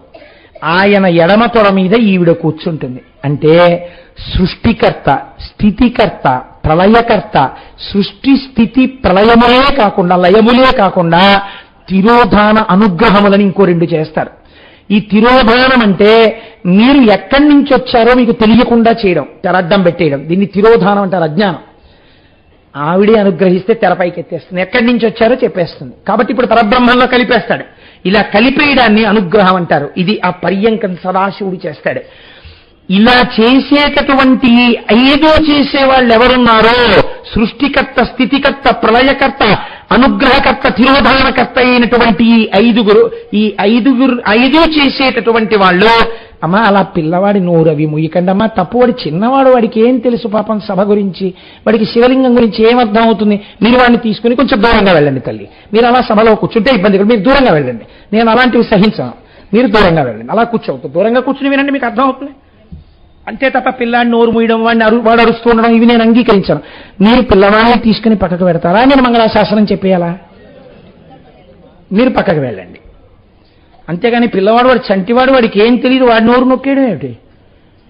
కనుక సృష్టి, స్థితి, లయ, తిరోధాన, అనుగ్రహము అనబడేటటువంటి 5 చేసేవాళ్ళు ఎవరున్నారో వాళ్ళని కామేశ్వర, కామేశ్వరి అంటే వాళ్ళు లోకమునందు మొట్టమొదట ఈ సృష్టినంతటినీ చెయ్యడం కోసమని ఆవిర్భవించినటువంటి మూర్తులు.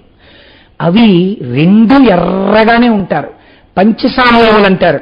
ఈ పంచసామ్యములు చాలా చిత్రమైనటువంటి సామ్యంతో ఉంటారు. వాళ్ళని మీరు వేరు చేసి చెప్పలేరు. పేర్లు సమానం, రూపము ఎరుపు, ఇద్దరివి 4 చేతులు, ఇద్దరికి 3 కళ్ళు, ఇద్దరికి చంద్రరేఖ, అదే చంద్రమౌళీశ్వర ఆరాధనం. అన్ని కోర్కెలు తిరుగుతాయి మహాశివరాత్రి నాడు ఆ పూజ చేస్తే. నివాసము ఇద్దరికీ రేవు, ఇద్దరికీ మణిద్వీపం, ఇద్దరికీ శ్రీచక్రం, ఇద్దరికీ కైలాసం. ఇద్దరు చేసే పనులు పంచకృత్యాలు: సృష్టి, స్థితి, లయము, తిరోధానము, అనుగ్రహము. ఇద్దరి ఆశీర్వచనము ఒక్కటే.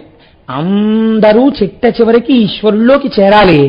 అందరు బిడ్డలు సంతోషంగా ఇహమునందు ఉండాలి. ఇది ఇద్దరి యొక్క ఆశీర్వచనము. ఇద్దరి యొక్క ఈ సమాన లక్షణాలని పంచసామ్యములని పిలుస్తారు. ఈ పంచసామ్యములు కలిగినటువంటి మూర్తులను కామేశ్వర, కామేశ్వరి అని పిలుస్తాం. ఈ మహాకామేశ్వర, కామేశ్వరి మూర్తులనే చాలా అరుదుగా దొరుకుతుంది. ఈ మూర్తులనే రేపు మీకు పూజకిస్తారు. ఇదే ఇందులోకి ఆదిశంకరాచార్యుల వారిని కూడా ఈ పక్కకొచ్చేటట్టుగా ఏర్పాటు చేశారు. కాబట్టి రేపటి రోజున ఈ మూర్తి మీద ఒక్క పువ్వు పడితే సృష్టి స్థితి లయ తిరోధాన అనుగ్రహములు జరిగి చేసేటటువంటి దేవతల మీద, మహాకామేశ్వర కామేశ్వరీల మీద, జగద్గురువులైన శంకర భగవత్పాదుల పాదాల మీద ఆ పువ్వులు పడిపోయినట్టే. కాబట్టి మహాశివరాత్రి ధన్యమైపోలా. నేను అబద్ధాలు చెప్పి ఊరించలేదు. ఎంత మీకు గొప్పదైన మూర్తో చూడండి. శివలింగాన్ని అందరూ ఉపాసన చేయలేరు. ఈ మూర్తిని మీరు ఇంట్లో పెట్టుకుని ఉపాసన చేయవచ్చు, నమస్కరించవచ్చు. అంత గొప్ప మూర్తి. మీ అందరికీ రేపటి రోజు పూజలో ఈ మూర్తిని ఇచ్చి పూజ చేయిస్తారు. ఏమమ్మా అంటే రేపు మీరు చూసినప్పుడు మళ్ళీ ఏమిటండి ఇవి అని మీరు కంగారు పడక్కర్లేదు. లింగాన్ని సాకారం చేస్తే, కంటితో చూసేటట్టు చూస్తే ఇదిగో ఇలా అవుతారు. చూసారా, ఇద్దరి ముఖాలు గుండ్రం, ఇద్దరికి 4 చేతులు. మీరు చాలా జాగ్రత్తగా చూడాలి. ఇటు పక్కన ఆయన చెరుకు విల్లు పట్టుకున్న దోచెయ్యి, మిగిలినటువంటివి పంచబాణాలు. అలాగే దాన్ని దట్ విచ్ గోడ్స్ అంకుశం పక్కన ఉన్నటువంటిది శూలం. అలాగే అమ్మవారు కూడా అవే. ఆయన ఎడమ తొడ మీద పర్యంకం సదాశివుడు, బ్రహ్మ విష్ణు మహేశ్వరులు రుద్రుడు, ఇవి పక్కన శంకర భగవత్పాదులు. ఇది ఈ సమస్త సృష్టికి హేతువై మొట్టమొదట పైకి లేచినటువంటి సాకారమూర్తులు. లింగారాధనమును సాకారం చేస్తే ఇది అవుతుంది. ఇటువంటి సాకారమూర్తినే మీ అందరూ రేపు ఉదయం చక్కగా కూర్చుని నామాలు చెప్తూ, ఏమ్మా రేపు మీరు చూద్దురుగాని తల్లి మీ అందరికీ పూజలు ఇస్తాను. ఏమ్మా మీరు చూసినప్పుడు ఆ శివలింగం ఎటువైపు చూస్తోంది అని నేను మిమ్మల్ని అడిగాను అనుకోండి, మీరు చెప్పగలగడం అనేటటువంటిది అంత తేలికైనటువంటి విషయమా? ఇప్పుడు నేను ఒక వెంకటేశ్వర స్వామి వారి దేవాలయంలోకి వెళ్ళాను అనుకోండి, వెంకటేశ్వరుడు ఇటు చూస్తున్నాడు అని అడిగాను అనుకోండి, నీ మోహం అది నీకు తెలియదా అంటారు. స్వామికి మనం ఒక పక్కకి నించున్నప్పుడు స్వామి ఎటున్నారో అటు చూస్తున్నారు అని చెప్తాం. తూర్పు ముఖంగా ఉన్నారనుకోండి, తూర్పు చూస్తున్నారంటాం. ఒక శివలింగం దగ్గరికి వెళ్ళి శివలింగం ఇటు చూస్తోంది అన్నాను అనుకోండి, ఇప్పుడు మీరు ముందు కూర్చుని చెంబుడు నీళ్లు పోస్తే ముందుకు చూస్తోంది. అటుపక్కకి చూస్తోందా అంటే అటుపక్కన కూర్చుని నీళ్లు పోస్తే అటు చూస్తోంది. అటు చూస్తోందా అంటే అటు చూస్తోంది. ఇటు చూస్తోందా అంటే ఇటు చూస్తోంది. పైకి చూస్తోందా అంటే పైకి చూస్తోంది. మరి పైన గోడుగా లేదండి. మరి అసలు ఎటు చూస్తున్నట్టు శివలింగం అంటే శాస్త్రం అంది, ప్రాచ్యాం తత్పురుషం విద్య అఘోరం దక్షిణాముఖం సద్యోజాతం ప్రతీచ్యాంతో వామదేవ మదన్ముఖం ఈశానమూర్ధవక్త్రం స్యా శంభో పంచముఖం క్రమం. ఒక్క శివలింగం మీద ఆచార్యముఖేనా అని మీ అందరి తరపున నీళ్లు పోస్తే ఎందుకంత శక్తి ఆవిర్భవిస్తుందో తెలుసా అండి? నేను మీకు ఒక యథార్థం చెప్తాను. నేను పరమ సత్యం చెప్తున్నాను. చంద్రశేఖర బ్రహ్మాచార్య స్వామి వారు చెప్పిన విషయం మీకు చెప్తున్నా. మీరు శివాలయం లోపల కూర్చుని శివలింగానికి అభిషేకం చేయడం కన్నా మీరు రుద్రాధ్యాయంతో వేరొకరు అర్చక స్వాములు అభిషేకం చేస్తూ ఉండగా బయట కూర్చుని కైమోడ్చి నమస్కరించి ఎక్కువ ప్రయోజనాన్ని పొందుతారు. ఇది పరమ సత్యం. అందుకే రేపు సాకారమూర్తికి మీరు పూజ చేస్తారు, శివలింగానికి వాళ్ళు అభిషేకం చేస్తారు. దాని వలన మీకు ఏమి ఇబ్బంది ఉండదు, ప్రయోజనం అధికం అవుతుంది. కనుక చూడండి, ఇప్పుడు ఈ శివలింగం తూర్పు వైపుకి ఉన్నటువంటి ముఖం అంటే శివలింగంలో తూర్పుకి చూస్తుంది కదండి కొంత, ఇలా చూస్తున్న దాన్ని తత్పురుష ముఖము అంటారు. ఇది వాయువుని అధిష్టానంగా ఉంటుంది. దీని వలన అజ్ఞానం కలుగుతుంది. అంటే ఏది తెలియబడాలో అది తెలియకుండా చేస్తుంది. దక్షిణానికి చూసేటటువంటి ముఖాన్ని అఘోర ముఖము అని పిలుస్తారు. ఇది అగ్నిహోత్రాన్ని శాసిస్తుంది. అది అగ్నిహోత్రంగా ఉంటుంది. అది లయం చేస్తుంది. ఈ లోకాలన్నింటినీ తనలోకి తీసుకునేటటువంటిది అగ్నిముఖం. ఇది జ్ఞానాన్ని కూడా ఇస్తుంది, మీ అజ్ఞానాన్ని దహించేస్తుంది. అలాగే పశ్చిమానికి ఒక ముఖం చూస్తుంది. ఇది సజ్జోజాత ముఖము అంటారు. ఇదే రేపు మీరు విందురుగాని పంచబ్రహ్మమంత్రములని సజ్జోజాతం ప్రపద్యామి సజ్జోజాతాయ వై నమో నమః భవే భవేనాతి భవే భవ స్వమాన్ భవోద్భవాయ నమః అంటారు. ఆ పశ్చిమ ముఖం నుంచి నీళ్లు, పాలు, పసుపు నీళ్లు, విభూతి జలాలు, పళ్ళరసాలు కారిపోతుంటే అది తడిసినప్పుడల్లా మీకు అనుగ్రహం కలిగేస్తుంటుంది. కాబట్టి ఇప్పుడు అది భూ సంబంధంగా ఉంటుంది, అది సృష్టికి కారణం అవుతుంది. అందుకే మీరు చూడండి, లోకంలో రెండేనండి. ఏమండి పిల్లలు పుట్టలేదు, సుందరకాండ చదువుకోండి. ఏమండి పిల్లలు పుట్టలేదు, శివాభిషేకం చేసుకోండి. ఏమండి దుష్ట నక్షత్రంలో పిల్లాడు పుట్టాడు, సుందరకాండ పారాయణ చేసుకోండి. ఏమండి దుష్ట నక్షత్రంలో పిల్లాడు పుట్టాడు, అభిషేకం చేసుకోండి. ఏమన్నా అపమృత్యు వస్తుందేమో అని భయంగా ఉంది, సుందరకాండ చదువుకోండి. ఏమండి భయంగా ఉంటుంది, శివాభిషేకం చేసుకోండి. ఏమండి పీడకలలు వస్తున్నాయి, సుందరకాండ చదువుకోండి. ఏమండి పీడకలలు వస్తున్నాయి, శివాభిషేకం చేసుకోండి. ఈ రెండే లోకంలో, ఇంకోటి లేదు మూడోది. కారణమేమి? ఈ రెండే హనుమ శివాంశ. మహానుభావుడు రామచంద్రమూర్తి గురించి అసలు చెప్పవలసిందే ఉంది, అంత జ్యోతిస్వరూపుడు ఆయన. కాబట్టి ఆ రెండే అంత గొప్పవి. కనుక చూడండి, ఉత్తరంగా చూసే ముఖాన్ని వామదేవ ముఖం అంటారు. ఇది నీటిని అధికారముతో కలిగి ఉంటుంది, ఇది స్థితికారకమై ఉంటుంది, లోకాన్నంతటినీ బతికిస్తుంది. అందుకే వర్షాలు పడట్లేదు, శివలింగానికి అభిషేకం చేయండి అంటారు. చేస్తే వామదేవ ముఖం బాగా తడిసిందనుకోండి, అనుగ్రహించి వర్షాలు పడతాయి. పైకి ఒక ముఖం చూస్తూ ఉంటుంది, ఇది ఈశాన ముఖం అంటారు. దీని సదాశివ అని పిలుస్తారు. ఇది ఆకాశ స్వరూపి అయి ఉంటుంది. ఇదే మోక్షాన్ని కటాక్షిస్తుంది. అందుకే మహన్యాసము అని చేయిస్తారు. నా రుద్రో రుద్రమచ్చయేత్, మీరు రుద్రుడు కాకుండా రుద్రుడిని అర్చించకూడదు. అందుకే ఇవన్నీ మీలోకి ఆవాహన చేసుకునే ముందు తూర్పుకి దిగిన నమస్కారం, దక్షిణానికి నమస్కారం, పశ్చిమానికి నమస్కారం, ఉత్తరానికి నమస్కారం, పైకి నమస్కారం, కిందకి నమస్కారం, అవయవాల్లోకి న్యాసం అన్నీ చేయిస్తారు.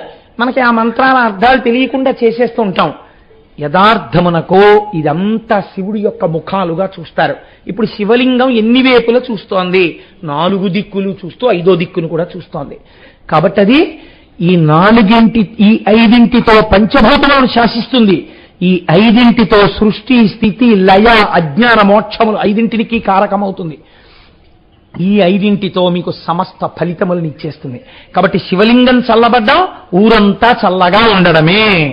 కాబట్టి అసలు శాస్త్రం అంది లింగ గర్భం జగత్సర్వం త్రైలోక్యం చ చరాచరం లింగ బాహ్యాత్ పరం నాస్తి తల్లింగం చ ప్రపూజయేత్. అసలు లింగమునకు బాహ్యమునందు ఏమీ లేదు, లోకములన్నీ ఆ లింగంలోనే ఉన్నాయి. మొత్తం బ్రహ్మాండాలన్నీ కలిపి లింగాకృతిలో ఉన్నాయి. ఆ లింగాకృతిలోనే మీరున్నారు, నేనున్నాను. ఆ లింగానికి పూజ చేస్తే సమస్త లోకములకు పూజ జరిగిపోయింది. ఆ దిక్పాలురు, దేవతలు అందరికీ పూజ అయిపోయింది. కాబట్టి లింగ పూజ చేసిన వాడు అన్నీ చేసినట్టే, వాడికి సమస్త ఫలితములు వచ్చేస్తున్నాయి. లింగా నాస్తి పరం తత్వం యదస్మాజ్జయతే జగత్ యదేతద్రూపదాం ధత్తే యదత్నలయమశ్నుతే. ఆ లింగమునందే అది ఏ సమస్త తత్వమై ఉన్నది. దానిలోంచి లోకములు వస్తున్నాయి, దానిలోంచి లోకములు నిలబడుతున్నాయి, దానిలోకి లోకములు వెళ్ళిపోతున్నాయి. అది విశ్వేశ్వరుడై ఉన్నాడు, విశ్వనాథుడై ఉన్నాడు, విశ్వనాథ లింగమై ఉన్నది. మీరు చూడండి, సాధారణంగా మనం శివాలయంలోకి వెడతాం. శివాలయంలోకి వెళ్ళినప్పుడు 8 కనపడతాయి మీకు. అంటే లోపలికి వెళ్ళినప్పుడు శివలింగ దర్శనం ఒక్కటే చేస్తూ ఉంటారు. తెలియక శివలింగమునందు ఒక అపచార ధోరణి మనం చేస్తూ ఉంటాం. ఏమిటో తెలుసా అండి? శివాలయం గోడకు ఆనుకోవడం, దేవాలయాల్లోకి వచ్చి గోడలకి ఆనుకోవడం, దేవాలయాల్లో ఉన్న స్తంభానికి ఆనుకోవడం తెలిసితే పాపం చేయరనుకోండి. అది తెలియకపోతే దాని ఎందుకు దోషం లేదు, తెలుసుకున్న తర్వాత చెయ్యరు కూడా. చెప్తే సాత్వికులు వెంటనే వాళ్ళు మార్చుకుంటారు. అవి కూడా ఈశ్వర స్వరూపమే అయి ఉంటాయి. మీరు దేవాలయం గోడ దగ్గరికి వెళ్ళి ఇది శివాలయంలో లింగం ఏం కాదు కదండి అని చెప్పి ఆ గోడని కొట్టారనుకోండి, నిష్కారణంగా శివుణ్ణి కొట్టినట్టే లెక్కేస్తారు మిమ్మల్ని శాస్త్రంలో. ఎందుకో తెలుసా అండి? శివాలయమునందు 8 రూపాల్లో లింగం ఉంటుంది. అందుకే పూర్వం పెళ్లిళ్ళు కానీ ఉత్సవాలు కానీ జరిగితే ధ్వజస్తంభం ఎక్కడి వరకు కనపడుతోందో అక్కడ మేళతాళాలు ఆప్ చేసేయాలి. ధ్వజస్తంభం కనపడింది అనుకోండి అంటే అక్కడ పరమాత్మ ఉన్నారు, అక్కడ పరమాత్మ ఆలయం ఉంది. కాబట్టి నువ్వు చేసుకునే పెళ్లి మేళతాళాలు ఆయనకి భంగం చేయకూడదు, ఆయన అనుగ్రహంతో జరుగుతోంది. మళ్ళీ ధ్వజస్తంభం కనపడనంత దూరం వెళ్ళాక మేళం చేయాలి. అందుకే అన్ని ప్రాకారాలు కూడా ఉండేవి. అలా కొంచెం వెళ్ళేటప్పటికి ఇంకా లోపల మూర్తి దగ్గరికి అసలు వినపడదు. అంతంత ప్రాకారాలతో ఆగమం ప్రకారం అన్ని గోడలతో అంతంత పెద్ద పెద్ద ఆలయాలు కట్టేవారు. ఒక్క ఆలయం కట్టాలంటే ఎన్ని సంవత్సరాలు పట్టేదో పూర్వం. ఆగమం ప్రకారం నిర్మాణమైనటువంటి దేవాలయాల లోపలికి వెడితే మీరు అరుణాచలేశ్వరుడి దర్శనానికి వెళ్ళండి, ఒక ఊరంతా తిరిగేసినట్టే. అంత లోపలికి వెళ్ళాలి. మీరు ఒక్కసారి చిదంబరంలో శివలింగ దర్శనానికి వెళ్ళండి, ఎంత లోపలికెళ్లాలో, ఎంతంత ప్రాకారాలో. శాస్త్రం అంది ఆ శివుడు 8 రూపములుగా ఉన్నాడు. అదే మొట్టమొదటిది గోపురము. ఆలయ ద్వారం దగ్గర పెద్ద పెద్ద గోపురాలు ఉంటాయి. అందుకే పూర్వం మహారాజులు కష్టపడి గోపురాలు కట్టారు. శ్రీశైలంలో కృష్ణదేవరాయల వారు ఓ గోపురం కట్టారు. శివాజీ గోపురం అని ఓ గోపురం కట్టాడు. ఎందుకో తెలుసా అండి? గోపుర నిర్మాణం చెయ్యడం అంటే అది శివాలయం కట్టేసినట్టే. గోపురముగా శివుడే, గర్భాలయ శిఖరముగా. ఈ గోపురం కాకుండా మళ్ళీ మీరు లోపలికి వెళ్ళిన తర్వాత గర్భాలయానికి పైన శిఖరం ఉండి దాని మీద త్రిశూలం ఉంటుంది. విష్ణాలయం అయితే ఓ సుదర్శన చక్రం ఉంటుంది. కాబట్టి ఆ గర్భాలయము యొక్క శిఖరము అది శివుడే. అందుకే మనకి పూర్వం విమాన వెంకటేశ్వరుడిని ఇప్పటికీ వెంకటాచలంలో ఉంటుంది. విమానంలో ఉండేవాడు. మీరు లోపలికి వెళ్ళిన తర్వాత ఏదో వార్త తెలిసిందనుకోండి, తొందరగా బయటికి వెళ్ళిపోవాలి. లోపలికి వెళ్ళి దర్శనం చేసుకోవడానికి వీలు లేనంత జనంతో నిండి ఉందనుకోండి, అప్పుడు మాత్రమే ఉపయోగించడానికి శిఖరంలో మళ్ళీ లోపల ఉన్నవాడి మూర్తి అక్కడ పెడతారు. పెడితే విమానంలో దర్శనం చేసి వెళ్ళిపోయేవాడు. విమానంలో మూర్తికి లోపల ఉన్నటువంటి ధ్రువమూర్తి అభేదం ఆగమంలో. అందుకే ఇప్పటికీ వెంకటాచలంలో విమాన వెంకటేశ్వరుడి దగ్గరికి వచ్చేటప్పటికీ వెంకటేశ్వర స్వామి వారి పల్లకి ఆపుతారు ఒకసారి. కనుక ఆ గర్భాలయ శిఖరం శివుడు, ధ్వజస్తంభం శివుడు, ప్రాకారం అంటే గోడ శివుడు, బలిపీఠం శివుడు. ఇప్పటికీ కొన్ని శివాలయాల్లో బలిపీఠానికి ధ్వజస్తంభ పీఠానికి అభిషేకం చేస్తారు తెలుసా అండి? అభిషేకం చేసి శివలింగానికి అభిషేకం చేస్తారు. బలిపీఠం తర్వాత మహాలింగం అని పిలుస్తారు. బాగా జ్ఞాపకం పెట్టుకోండి, లోపల ఉన్న శివలింగాన్ని మహాలింగం అంటారు. ఆ శివలింగం మీద ఇలా కొన్ని గీతల్లా ఉంటాయి. మీరు పెద్ద పెద్ద దేవాలయాలకు వెళితే ఇలా లింగాలు, ఇలా సారికలు ఉంటాయి.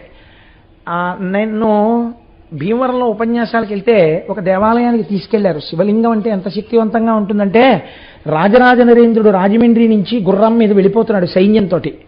ఒక పెద్ద పాము అడ్డొచ్చి ఆ గుర్రాలు ముందుకెళ్లకుండా వెనక్కి తరిగింది.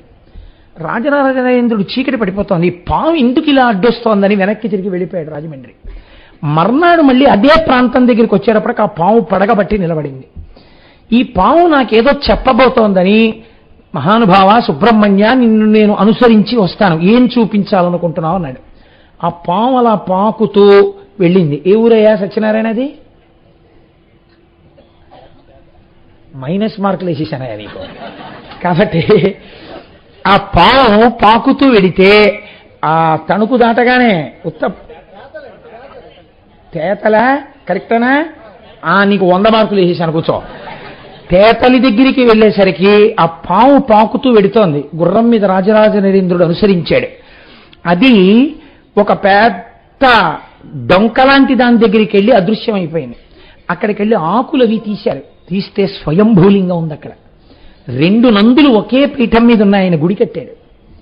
మీరు చూస్తే ఆశ్చర్యపోతారండి. ఇంత శివలింగం మీరు వచ్చారు కదమ్మా, ఆ శివలింగం దాని మీద మచ్చలు ఉంటాయి, ఇలా సూత్రాల్లా ఉంటాయి. వాటిని ఏమంటారో తెలుసా అండి? శివలింగం మీద అలా ఉంటాయి గీతలు.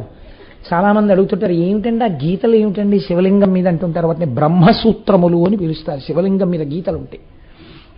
అవి సాధారణంగా స్వయంభూలింగాల మీద ఉంటాయి. కొన్ని చాలా గొప్ప గొప్ప ప్రతిష్టలు జరిగిన చోట శివలింగాల మీద ఆ బ్రహ్మసూత్రాలు ఉంటాయి. కాబట్టి దాన్ని మూలలింగము అని పిలుస్తారు. శివాలయంలో ఉన్న లింగాన్ని మూలలింగ దర్శనం చేశారా అంటే మహాలింగ దర్శనం చేశారా అని అడగాలి. మూలలింగము, చండీశ్వరుడు ఒక లింగము. ఇవి కాకుండా అర్చక స్వామి ఒక లింగము. అందుకే నందికి శివుడికి మధ్యలోకి అర్చకుడు ఒక్కడు వెళ్ళవచ్చు. ఎందుకంటే లింగమే వెళ్ళినట్టు లెక్క. అర్చకుడితో కూడా గట్టిగా మాట్లాడకూడదు. అర్చకుడు ధూర్తుడైనా సరే మీరు అక్కడ ఏం దెబ్బలాడడం అవి చేయకూడదు, వచ్చేయాలంటే. అర్చకుడు కూడా శివస్వరూపం అని చెప్పింది శాస్త్రం. 8 రూపాలుగా శివలింగం ఉంటుంది. అయితే మీరు ఇక్కడ ఒక్క విషయాన్ని శివలింగం విషయంలో గమనించాలండి. ఆశ్చర్యం ఏమిటవుతుందంటే, లింగంలో కొన్ని స్వయంభలింగాలు తాము ఎందుకు ఆవిర్భవించాయో ఆ మచ్చలు తమ మీద పెట్టుకుంటాయి. అప్పుడు అవి ఏం చేస్తాయో తెలుసా అండి? ఆ క్షేత్రము యొక్క పేరు శివలింగానికి వచ్చేట్టుగా మార్చుకుంటాయి. ఇది చాలా చిత్రంగా ఉంటుందండి. అసలు ఆ శివలింగాలు, ఆ శివాలయాల యొక్క వ్యవస్థ మీకు నేను ఇలాంటి దాంట్లో ఒక ఉదాహరణ ఇవ్వగలను. మీరు చూడండి, శ్రీకాళహస్తి అనే ఒక క్షేత్రం. మీరు శ్రీకాళహస్తిలో అంతరాలయ దర్శనానికి వెడితే కర్పూర హారతితో మీకు చూపిస్తారు. పైన మీరు జాగ్రత్తగా చూస్తే పడగలు కనపడతాయి, పైన పావు ఉంటుంది. కొంచెం మధ్యలోకి వచ్చిన తర్వాత చూస్తే ఏనుగు కనపడుతుంది, కింద పీఠం దగ్గర పెట్టి చూస్తే సాలెపురుగు కనపడుతుంది. ఆ మూడిటికి మోక్షం ఇచ్చినటువంటి ఆవిర్భావలింగం ఉంది కనుక ఆ శివలింగం మీద ఈ 3 మత్సలు ఉంటాయి. అందుకే దాన్ని కాళహస్తీశ్వర లింగం అంటారు. కానీ మీరు మూలలింగం అని పిలవచ్చు, తప్పేం లేదు, లేదా మహాలింగం అని పిలవచ్చు. ఇప్పుడు 3 మత్సలతో కాళహస్తీశ్వర లింగం అండి అంటారు. అలాగే తిరుపతికి దగ్గరలో గుడిమల్లాం అనే క్షేత్రం ఉంది. మీరు ఆ గుడిమల్లాం వెడితే అక్కడ ఒక గమ్మత్తు ఉంటుంది. చతుర్ముఖ బ్రహ్మగారు ఒకానొక సమయంలో శాపవశాత్తు చిత్రసేనుడు అనబడేటటువంటి ఒక గంధర్వుడిగా జన్మించాడు. బ్రహ్మగారు శివలింగము యొక్క ప్రారంభమునందు ఆదియందు ఉంటారు. ఇంకొంచెం పైకి చూస్తే మధ్యలోకి వెళ్ళేటప్పటికీ శ్రీ మహావిష్ణువు పరశురాముడిగా ఉంటాడు. అక్కడ పరశురామ ప్రతిష్ఠా లింగం. పైన చూస్తే శివుడు ఉంటాడు. కాబట్టి ఇప్పుడు ఆ లింగాన్ని గుడిమల్లాంలో లింగం ఇది పరశురామ లింగం అని బ్రహ్మలింగం అని దాన్ని పేర్లు పెట్టి పిలుస్తుంటారు. ఆశ్చర్యం ఏమిటో తెలుసా అండి, గుడిమల్లాం శివలింగం దగ్గర అభిషేకం జరిగే చోట మీరు వెళ్ళి అడిగితే చూపిస్తారు. పక్కన ఒక చిన్న గుండం లాంటిది ఉంటుంది, ఉండి దాని మీద మూత పెట్టేసి ఉంటుంది. ఎక్కడ నుంచి వస్తుందో తెలియదు, ఊళ్ళో ఎక్కడ నీటి చుక్క ఉండదు. ఇప్పటికీ అక్కడ స్థానికులు, నేను ఆ దర్శనం చేసుకోవడానికి వెళ్ళడానికి ఒక 2 నెలల ముందే జరిగింది. అది గంగా నది భూమి లోపల నుంచి వచ్చి ఆ కింద ఉన్నటువంటి బిలంలోంచి పైకి తన్నేస్తుంది. తన్నినప్పుడు ఎంత ఎత్తు తన్నుతుందో తెలుసా అండి? ఈ ధార ఇంత లావున బిలంలోంచి పైకి లేచే శివలింగాన్ని అభిషేకం చేస్తుంది. అలా ఎన్నాళ్ళు చేస్తుంది? 9 రోజులు చేయొచ్చు, 10 రోజులు చేయొచ్చు, 15 రోజులు చేయొచ్చు, నెలలు చేయొచ్చు. ఆ ఊరంతా నీటితో నిండిపోతుంది. నిండిపోయిన తర్వాత కొన్నాళ్ళకి గర్భాలయంలోనూ ఆలయంలో నిండిపోయిన అభిషేక జలాలన్నీ మళ్ళీ ఆ గుండమే తీసేసుకుంటుంది, మళ్ళీ వెళ్ళిపోతాయి. అలా వెళ్ళిపోయిన తర్వాత మీరు మూతెత్తి చూస్తే ఏమీ ఉండదు, ఖాళీ. ఇన్ని నీళ్లు ఎలా వస్తాయో, ఎలా జరుగుతుందో అభిషేకం ఇప్పటికెవరికీ తెలియదు. మీరు కావాలంటే కోటేశ్వరరావు అబద్ధం చెప్పారనుకుంటే గుడిమల్లాం వెళ్ళి అడగండి, ఆర్కియలాజికల్ డిపార్ట్మెంట్ వాళ్ళని మీరు అడిగితే తీసుకెళ్లి చూపిస్తారు. కాబట్టి గుడిమల్లాంలో ఉండేటటువంటి లింగానికి అటువంటి పేరు. అలాగే వెంకటాచలం కొండ కింద కపిల తీర్థము అని ఒక తీర్థం, అక్కడ ఉండే శివలింగం తేనె రంగులో ఉంటుంది, భలే గమ్మత్తుగా ఉంటుంది. దాని మీద మీరు జాగ్రత్తగా చూస్తే ఆవు పాదాలు ఉంటాయి. మా వర్ధస్య, ఇంకా పెరగవద్దు అని పాతాళంలో కపిల మహర్షి పూజ చేస్తున్న శివలింగం భూమిని భేదించుకుని పైకొస్తే కామధేనువు తన పాలధారలతో అభిషేకం చేసి గెట్ట తీసి ఆయన మీద పెట్టి అడిగింది, మా వర్ధస్య, ఇక పెరగకు అని అడిగింది. ఆ పాదము కనపడుతుంటుంది, కపిల మహర్షి చేత పూజ చేయబడింది కాబట్టి దాన్ని కపిలలింగము అని పిలుస్తారు. కాబట్టి శివాలయంలో లింగము ఒకటే, మీరు పిలిచినప్పుడు మూలలింగం అని పిలుస్తారు. స్థూలలింగం ఆలయ గోపురం, భద్రలింగం బలిపీఠం, సూక్ష్మలింగం లోపల ఉన్న మహాలింగం. శైవాగమం ప్రకారం శివాలయం ఎలా ఉండాలో అలాగే ఉండాలి. శివాలయంలో దేవతామూర్తుల స్థానములు మారడానికి మాత్రం వీల్లేదు. అది ఎంత పెద్ద శివాలయం అవనివ్వండి. నైరుతిలో విఘ్నేశ్వరుడు ఉండాలి, పడమట సుబ్రహ్మణ్యుడు ఉండాలి, ఉత్తరమునందు చండీశ్వరుడు ఉండాలి, దక్షిణమునందు దక్షిణామూర్తి ఉండాలి, ఆగ్నేయమునందు సోమస్కందుడు ఉండాలి, ఈశాన్యమునందు నటరాజు కానీ భైరవమూర్తి కానీ ఉండాలి. చిత్రం ఏమిటంటే ఈ సోమస్కందుడు మీకు తిరుపతి శ్రీకాళహస్తి వరకు కనపడుతుంది. రాజరాజ చోళుడు పరిపాలిస్తున్న కాలంలో శంకరుడు ఏకకాలమునందు అందర్రాజుల కల్లోకి వచ్చాడు. ఈ రాజ్యములు వృద్ధిలోకి రావడం కోసం నన్ను సోమస్కందుడిగా ఆరాధన చేయమని అడిగాడు ఆయన. స ఉమస్కంద, పార్వతీదేవి, సుబ్రహ్మణ్యుడు, పరమశివుడు ముగ్గురు ఒక్క పీఠం మీద కూర్చుని ఉంటారు. కూర్చున్నప్పుడు చిత్రంగా ఉంటుంది. సుబ్రహ్మణ్యేశ్వర స్వామి చంటి పిల్లాళ్ళ అమ్మవారి ఒళ్ళో పడుకొని ఇలా 2 చేతులు ఎత్తి ఆడుకుంటూ ఉంటాడు. అలా ఆడుకుంటున్నటువంటి మూర్తితో ఉన్న మూర్తిని సోమస్కంద మూర్తి అని పిలుస్తారు. ఆ సోమస్కంద దర్శనం చేస్తే పిల్లలు క్షేమంగా ఉంటారు. కనుక ఆ సోమస్కందుడిగా ఆనాడు ప్రభువుల కల్లో కనపడినటువంటి వాడెవరో వాడు ఇప్పటికీ దేవాలయాల్లో పూజలు అందుకుంటూ ఉన్నాడు. అందుచేత ఇన్ని రకాలుగా మహానుభావుడు ఆ శివలింగం మనకి దర్శనం ఇస్తూనే ఉంటుంది. అయితే అన్నిటికన్నా ఆశ్చర్యకరమైనటువంటి విషయం ఏమిటంటే, శివలింగారాధన చేసేటప్పుడు లింగారాధనము ఎలా చెయ్యాలనేటటువంటిది తెలిసి చేయగలిగితే వాడంత అదృష్టవంతుడు సృష్టిలో లేడు. ఎందుకని? అలా చక్కగా అభిషేకం చెయ్యగలడు. అభిషేకం కూడా మీ ఇష్టం వచ్చినట్టు మీరు చేయడానికి వీల్లేదు. ఆ చేతిలో పంచపాత్రలు పట్టుకుని ఉద్ధరణిలు తీసి నీళ్లు పోస్తానంటే కుదరదు. సన్నటి ధార కింద పొయ్యాలి. అభిషేకము, స్నానము మీరు చెంచాతో పోసుకుంటున్నారా? ఇలా తీసి ధారగా పోసుకుంటున్నారు. స్నానమంత్రం దగ్గర అభిషేకం చేయిస్తున్నారు. చెంచాతో ఉద్ధరణితో పోసే అధికారం మీకు ఎక్కడిది? సన్నటి ధార పొయ్యాలి. ధార పోస్తూ అభిషేకం చెయ్యాలి. అది కూడా మళ్ళీ ఆ అభిషేక జలాల్ని తొక్కకూడదు. అంత జాగ్రత్తగా కూర్చుని అభిషేకం చెయ్యాలి. అభిషేక ప్రారంభం నుంచి చివరి వరకు పదార్థములు ఆ అనువాకములకు తగినట్టుగా వెళ్ళాలి. దానికి ఒక వరుసక్రమం ఉంది. ఆ వరుసక్రమం ప్రకారం చెయ్యాలి తప్ప మీ ఇష్టం వచ్చినట్టు మార్చేస్తే ఫలితం రాదా అంటే వస్తుంది భక్తి చేత, కానీ అది అంత సరి అయిన పద్ధతి కాదు. ఆ పద్ధతి తెలుసుకోవాలి. నేను అనేక సార్లు ఈ పద్ధతిలో శివాభిషేకాలు చేయించినటువంటి సంఘటనలు ఉన్నాయి. పూర్వం కొంచెం ఖాళీ ఎక్కువ ఉండేది కాబట్టి మా శైవారాధ్య పీఠంలో ఇలాంటి అభిషేకాలు చాలా మాటలు చేశాం. ఇప్పుడు వ్యాపకాలు ఎక్కువైపోయి ఆ ప్రక్రియ తగ్గించామనుకోండి. కాబట్టి శివాభిషేకం చేయడం అనేటటువంటిది ఎప్పుడు సాధ్యమైనంత వరకు గురుముఖతః ఆచార్యముఖేన చేయడమే చాలా మంచిది. మీ అంతటా మీరు చేసుకుందామన్న ఉబలాటం నేనైతే ఏం చెప్తానంటే శివలింగము విషయంలో పెట్టుకోకండి అనే సలహా ఇస్తా. ఎందుచేతనంటే మీకు పూర్తిగా తెలియదు.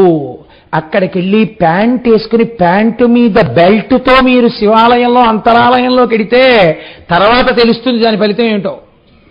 బెల్ట్ పెట్టుకుని లోపలికి వెళ్ళకూడదు. తోలు బెల్ట్ ఉండకూడదు శరీరానికి. తోలు బెల్ట్ పెట్టుకుని చొక్కా ఇప్పేశాను కదా అని గుళ్ళోకి వెళ్ళిపోవడం, అభిషేకాలు చేయడం చేయరాదు. పోలు మీద ఫీజు నువ్వు వేసుకుంటున్నావా? ఇంకా ఫీజు నువ్వు వేసుకో. చెయ్యొద్దన్న పని ఎందుకు చేస్తావు? మీ చంటి పిల్లతో కూరగాయలు కత్తిపీట ఇచ్చి తరిగిస్తావా? తరిగించవు. మరెందుకు? దానికి తగిన వాతావరణం ఏర్పాటు చేస్తే చేయించు, తప్పులేదు. అప్పుడు ఎంతమందితోనైనా చేయించు. దానికి తగిన వాతావరణం ఏర్పాటు అవ్వాలి. ఏర్పాటు అయితే చేయించవచ్చు. కిందటి ఏడాది మనం ఇక్కడ చేశాం. కనుక శివాభిషేకం అనేటటువంటిది నమక చమకాలతో పెడుతుంది. అది ఎంత అందమైందో శాస్త్రం ఏం చెప్పిందో తెలుసా అండి? నువ్వేమీ చేయక్కర్లేదు. అభిషేకం జరుగుతుండగా నువ్వు సంతోషంగా కళ్ళు మూసుకుని ఆ నమక చమకాలకి ఉన్న అందాన్ని అలా వింటూ శివలింగం మీద పడుతున్న రకరకాల ధారలను నువ్వు ఇక్కడ దర్శనం చేస్తూ కూర్చో, నీకు సమస్త ఫలితములు కలుగుతాయండి. చిత్రం ఏమిటో తెలుసా అండి? లింగార్చన చేయడానికి కొన్ని తెలిసి ఉండాలి. సాకారార్చన చేయడానికి అన్ని నియమాలు ఉండవు. రేపు చక్కగా మనం ఆ మూర్తికి చేశామనుకోండి, ఇంత కట్టుబాటు ఉండదు. హాయిగా చక్కగా పరమభక్తితో చేసుకుంటే ఏ దోషం ఉండదు, లబ్ధి కలుగుతుంది. ఆ లింగమే కదండి సాకారమైంది. మీరు చూడండి చిత్రం, ఏమీ తెలియదు ఒకడికి, అసలు ఆయనకి ఏమీ తెలియదు. ఆ లింగం అంటే ఆయన తెలియదు. ఆయన లింగమునందు ఈశ్వరుడు ఉన్నాడని కానీ లింగమునందు ఆ భావన కానీ ఆయనకేం లేదు. అటువంటి వాడు వాడు ఉన్నాడు. ఆయన తెలియకో తెలిసో ఒక మారేడు గలం ఆయన చేతిలోంచి వెళ్ళి ఆ లింగం మీద పడింది. అప్పుడు ఫలితం వస్తుందా? వచ్చి తీరుతుంది. ఎందుకు తీరుతుంది? ఆయనకి తెలియదు కాబట్టి. తెలిసి నేను కూడా అలా చేస్తానంటే మాత్రం కుదరదు. తిన్నడికి మోక్షం వచ్చిందండి, తిన్నడు పట్టుకొచ్చి ఆ నోట్లో నీళ్లు ఉమిశాడు కదా, నేను ఉముస్తానంటే నీకు తెలియదు ఆ నోట్లో నీళ్ళు అభిషేకం చేయకూడదని? నీకు తెలిసి నువ్వు చేయకూడదు. తిన్నడికి తెలియదు, చేశాడు, భక్తి అయింది. దీన్ని దేశము కాలము కలియుట అంటారు. అంటే మీరు ఇంత పవిత్రమైన కాలము, ఇప్పుడు ఇవాళ రాత్రి తెల్లవారిపోగానే శివరాత్రి వచ్చేసింది. శివరాత్రి వచ్చేయగానే మీరు హాయిగా సంతోషకరంగా పూజ చేసేటప్పుడు ఏమీ తెలియవనుకోండి, మీకు ఏమీ తెలియకుండా ఉండడం వల్ల మీ వల్ల ఓ పొరపాటు జరిగిందనుకోండి, ఈశ్వరుడు దాన్ని పొరపాటు కింద వెయ్యడు. దాన్ని దేని కింద వేస్తాడో తెలుసా అండి? మీరు చేసిన పూజ కిందే వేసేస్తాడు. దోషం పట్టుకోడైనా. మీకు నేను ఒక విషయం చెప్తాను చూడండి. శివరాత్రి మాహాత్మ్యము అని శివమహాపురాణంలో ఒక చిన్న ఇతిహాసం. అందులో ఏమంటారంటే పూర్వం గురుద్రుహుడు అనబడేటటువంటి ఒక వేటగాడు ఉండేవాడు. ఆ వేటగాడు ఆయనకి ఏమి నీతి లేదు, నియమం లేదు. ఆయనకి అప్పుడప్పుడు ఒక పార్ట్ టైం జాబ్ కూడా చేస్తుండేవాడు.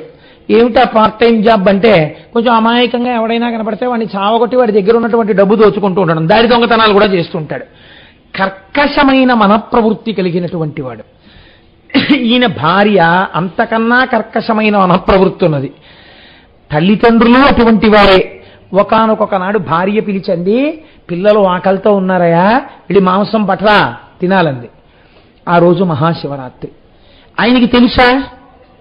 తెలీదు. ఆయనకి మహాశివరాత్రి తెలీదు, మహాశివరాత్రి నాడు అలా తినకూడదని తెలీదు. ఇప్పుడు ఆయనకి ఏం తెలుసు? పెళ్ళని చెప్తే వెళ్ళి మాంసం తేవడం తెలుసు. కాబట్టి ధనుర్బాణాలు పట్టుకుని అరణ్యంలోకి వెళ్ళాడు. పొద్దున్నుంచి మధ్యాహ్నం అయిపోయింది, 2 అయిపోయింది, 3 అయిపోయింది, 4 అయిపోయింది. తనతో వెళ్ళేటప్పుడు, వేటగాడు వెళ్ళేటప్పుడు అరణ్యంలో ఎక్కడికి వెళ్తారో, దాహం వేస్తుందో తాబేటికాయ కట్టుకుని అందులో నీళ్లు పోసుకుంటారు. ఆ తాబేటికాయ ఒకటి కట్టుకున్నాడు. తిరిగాడు. ఏమి దురదృష్టమో, ఒక్క మృగం కనపడలేదు. ఆఖరికి ఒక పెద్ద సరోవరం ఒకటి కనపడింది. ఆయనకి ఒక అనుమానం వచ్చింది. ఇప్పటికీ మనం హటకేశ్వరం దగ్గరను శంకరాచార్యులు వారు తపస్సు చేసిన దగ్గర చీకటి పడ్డాక వెళ్ళొద్దంటారు, పులులు నీళ్లు తాగడానికి వస్తాయని.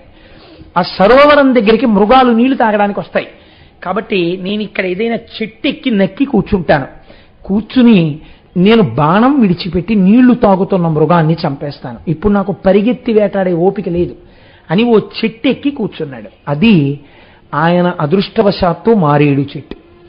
ఆ మారేడు చెట్టు కింద కాలాంతరమునందు చతుర్ముఖ బ్రహ్మగారు ప్రతిష్ఠ చేసి ఆరాధన చేసిన శివలింగం ఒకటి ఉన్నది. ఇప్పుడు ఆయన చెట్టు మీద కూర్చున్నాడు. సాయంకాలం అయిపోయింది, మృగాలు రాలేదు, చీకటి పడింది, మొదటి జాము జరుగుతోంది. ఒక జింక, ఒక ఆడజింక నీటిని త్రాగటం కోసమని వచ్చింది. దాని అదృష్టం జన్మాంతర సంస్కారం, దానికి కొన్ని అద్భుతమైన శక్తులున్నాయి. ఆ జింక నీరు తాగుతోంది, ఈ వేటగాడు బాణం విడిచిపెట్టబోయాడు. అది గమనించింది. నన్ను చంపేస్తాడు ఇప్పుడు పరిగెత్తినా కూడా. అది మనుష్య భాషలో మాట్లాడింది. నీవు నన్ను చంపవద్దు, ఎందుచేతనంటే నా మనస్సు యందు నా బిడ్డలు మెదులుతున్నారు. నేను సత్యమును తప్పేదాన్ని కాను, నాకొక్క అవకాశమే. నేను ఇంటికి వెళ్ళి నాకొక చెల్లెలుంది, నా చెల్లెల్ని వివాహం చేసుకోమని నా భర్తకి చెప్పి, నా బిడ్డల్ని ఇక నుంచి తల్లిని వాళ్ళ పిన్నిలో చూసుకోమని, నా బిడ్డల్ని ప్రేమగా చూడమని మా చెల్లికి చెప్పి నేను వచ్చి నీకు ఆహారం అయిపోతాను. శరీరాన్ని ఆహారంగా సమర్పించడం కన్నా గొప్ప విషయం లేదు. కాబట్టి నేను వస్తాను, నన్ను నమ్ము, ఒక్క అవకాశం ఇయ్యండి. ఏ దృష్టితో ఉన్నాడో సరే వెళ్ళమన్నాడు. ఆ మృగం వెళ్ళిపోయింది. దాన్ని మొదటిసారి ధనస్సు ఎక్కుపెట్టినప్పుడు కదిలాడు. ఆ కదులుతున్నప్పుడు తన యొక్క చేతుల ఒరిపిడికి ఒక మారేడు దళం రాలి కిందనున్న శివలింగం మీద పడింది. నడువుకి కట్టుకున్న తాబేటికాయ కదిలి దాంట్లో ఉన్న నీటి చుక్కలు శివలింగం మీద పడ్డాయి. ఏమీ తెలియనివాడు, పొద్దుటి నుంచి ఉపవాసమున్నవాడు, మారేడు చెట్టు మీద కూర్చున్నవాడు, ఈశ్వరుడు ఉపవాసంతో మొదటి జామునందు అభిషేకం నిర్వర్తించి మారేడు దళంతో అర్చన చేసిన ఫలితాన్ని వాడి ఖాతాలో వేసేశాడు. ఇప్పుడు ఈ జింక వెళ్ళింది. ఈలోగా ఏ చెల్లెలకి చెప్దామని అక్క జింక వెళ్ళిందో ఆ చెల్లి జింక దాహం వేసి అది వచ్చింది నీళ్ళకి. ఈ చెల్లి జింక నీళ్లు తాగుతోంది. 2వ జామైంది, మళ్లీ ఎక్కుపెట్టాడు, మళ్లీ కదిలాడు. ఇంకొక 2-3 దళాలు పడ్డాయి. ఇంకొకసారి తాబేటికాయ కదిలి నీళ్లు శివలింగం మీద పడ్డాయి. ఈశ్వరుడు 2వ జామునందు అభిషేక ఫలితాన్ని, 2వ జామునందు మారేడు దళాలతో అర్చన ఫలితాన్ని వేసేశాడు. ఇప్పుడు ఈ జింక కూడా దాని చెల్లెలే కదండి మరి, ఇదండి, అయ్యయ్యో నన్ను చంపేస్తున్నావా, చంపకు, మా అక్క బిడ్డలున్నారు, మా అక్క బిడ్డలంటే నాకెంతో ప్రీతి, మా అక్క బావగారు నాకు సంబంధాలు చూస్తున్నారు, ఆ బిడ్డలు నన్ను పిన్నమ్మ అని ఎంతో ప్రేమిస్తారు. నేను ఒక్కసారి వెళ్ళి ఆ పిల్లల దగ్గర అనుమతి తీసుకుని, నేను చెప్పకుండా ఎటు వెళ్ళిపోయానో అని ఆక్రోశించకుండా మా అక్క బావ వాళ్ళకి చెప్పేసి అనుమతి తీసుకొచ్చి నీకు ఆహారం అయిపోతాను, నన్ను నమ్ము, నేను సత్యపథం తప్పనంది. ఆయన తెల్లబోయాడు. ఇవి డ్రై జింకలు వరుసగా ఇలా మాట్లాడుతున్నాయి, సరే వెళ్ళు అన్నాడు. ఏమైతే అయింది, ఎలాగో చీకటి పడిపోయింది కదా. ఇప్పుడు ఈ మృగం దొరికినా నేను ఈ మృగం పట్టుకుని ఇంటికి వెళ్ళలేను చీకట్లో. ఎందుకని, ఈ మృగం పట్టుకెళ్తుంటే ఏ పూలు వస్తుందో, నేను ఎలాగో ఇవాళ రాత్రి చెట్టు మీదే కూర్చోవాలి, చూద్దాం ఏం చేస్తుందో. జింక కూర్చున్నాడు. ఈ చెల్లి జింక వెళ్లే లోపల బావ జింక వచ్చింది నీళ్లు తాగడానికి. ఇప్పుడు 3వ జాము అయింది. 3వ జాములో మళ్ళీ ఈ జింకను చూసి ధనస్సు ఎక్కువ పెట్టి మళ్ళీ కదిలాడు. మళ్ళీ 4 మారేడు దళాలు పడ్డాయి. పరగడుపున ఏమీ తినలేదు కాబట్టి దాహం లేదు. తాబేటికాయ నిండా ఉన్న నీళ్లు మళ్లీ కదిలి మళ్లీ శివలింగం మీద నీళ్లు పడ్డాయి. 3 జాముల యందు అభిషేకము బిల్వార్చన ఫలితం వేసేశాడు శంకరుడు. అదండి శంకరుడి యొక్క అనుగ్రహం అంటే. పడిపోయింది. ఇప్పుడు మగజింకొచ్చింది. ఈయనన్నాడు మళ్ళీ నిన్ను చంపుతున్నాను, ఎక్కువ పెట్టాడు. ఆవిడంది అప్పటికింకా కలుసుకోలేదుగా భార్యని మరదల్ని, ఈయన కలవలేదు. అయ్యయ్యో, నాకు ఒక భార్య, బిడ్డలు, ఒక మరదలు ఉన్నారు. వాళ్ళు నన్ను చాలా ప్రేమిస్తూ ఉంటారు. నేను కనపడకపోతే వాళ్ళు బెంగ పెట్టుకు తిరుగుతారు. ఒక్క మాట చెప్పి వచ్చేస్తాను, నీకు ఆహారం అయిపోతాను, నేను సత్యం తప్పను. అబ్బో, 3వది మాట్లాడే జింకి, ఇది ఏదో చూడవలసిందే, ఎలాగో దిగను కదా, తెల్లవారాలి కదా, చూద్దాం.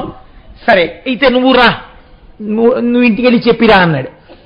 ఈ 3 కలుసుకున్నాయి పిల్లల దగ్గర. కలుసుకుని మొట్టమొదట తల్లి జింక చెప్పింది, నేను ఇలా ఆహారం అయిపోతున్నాను, వెళ్ళిపోతున్నాను.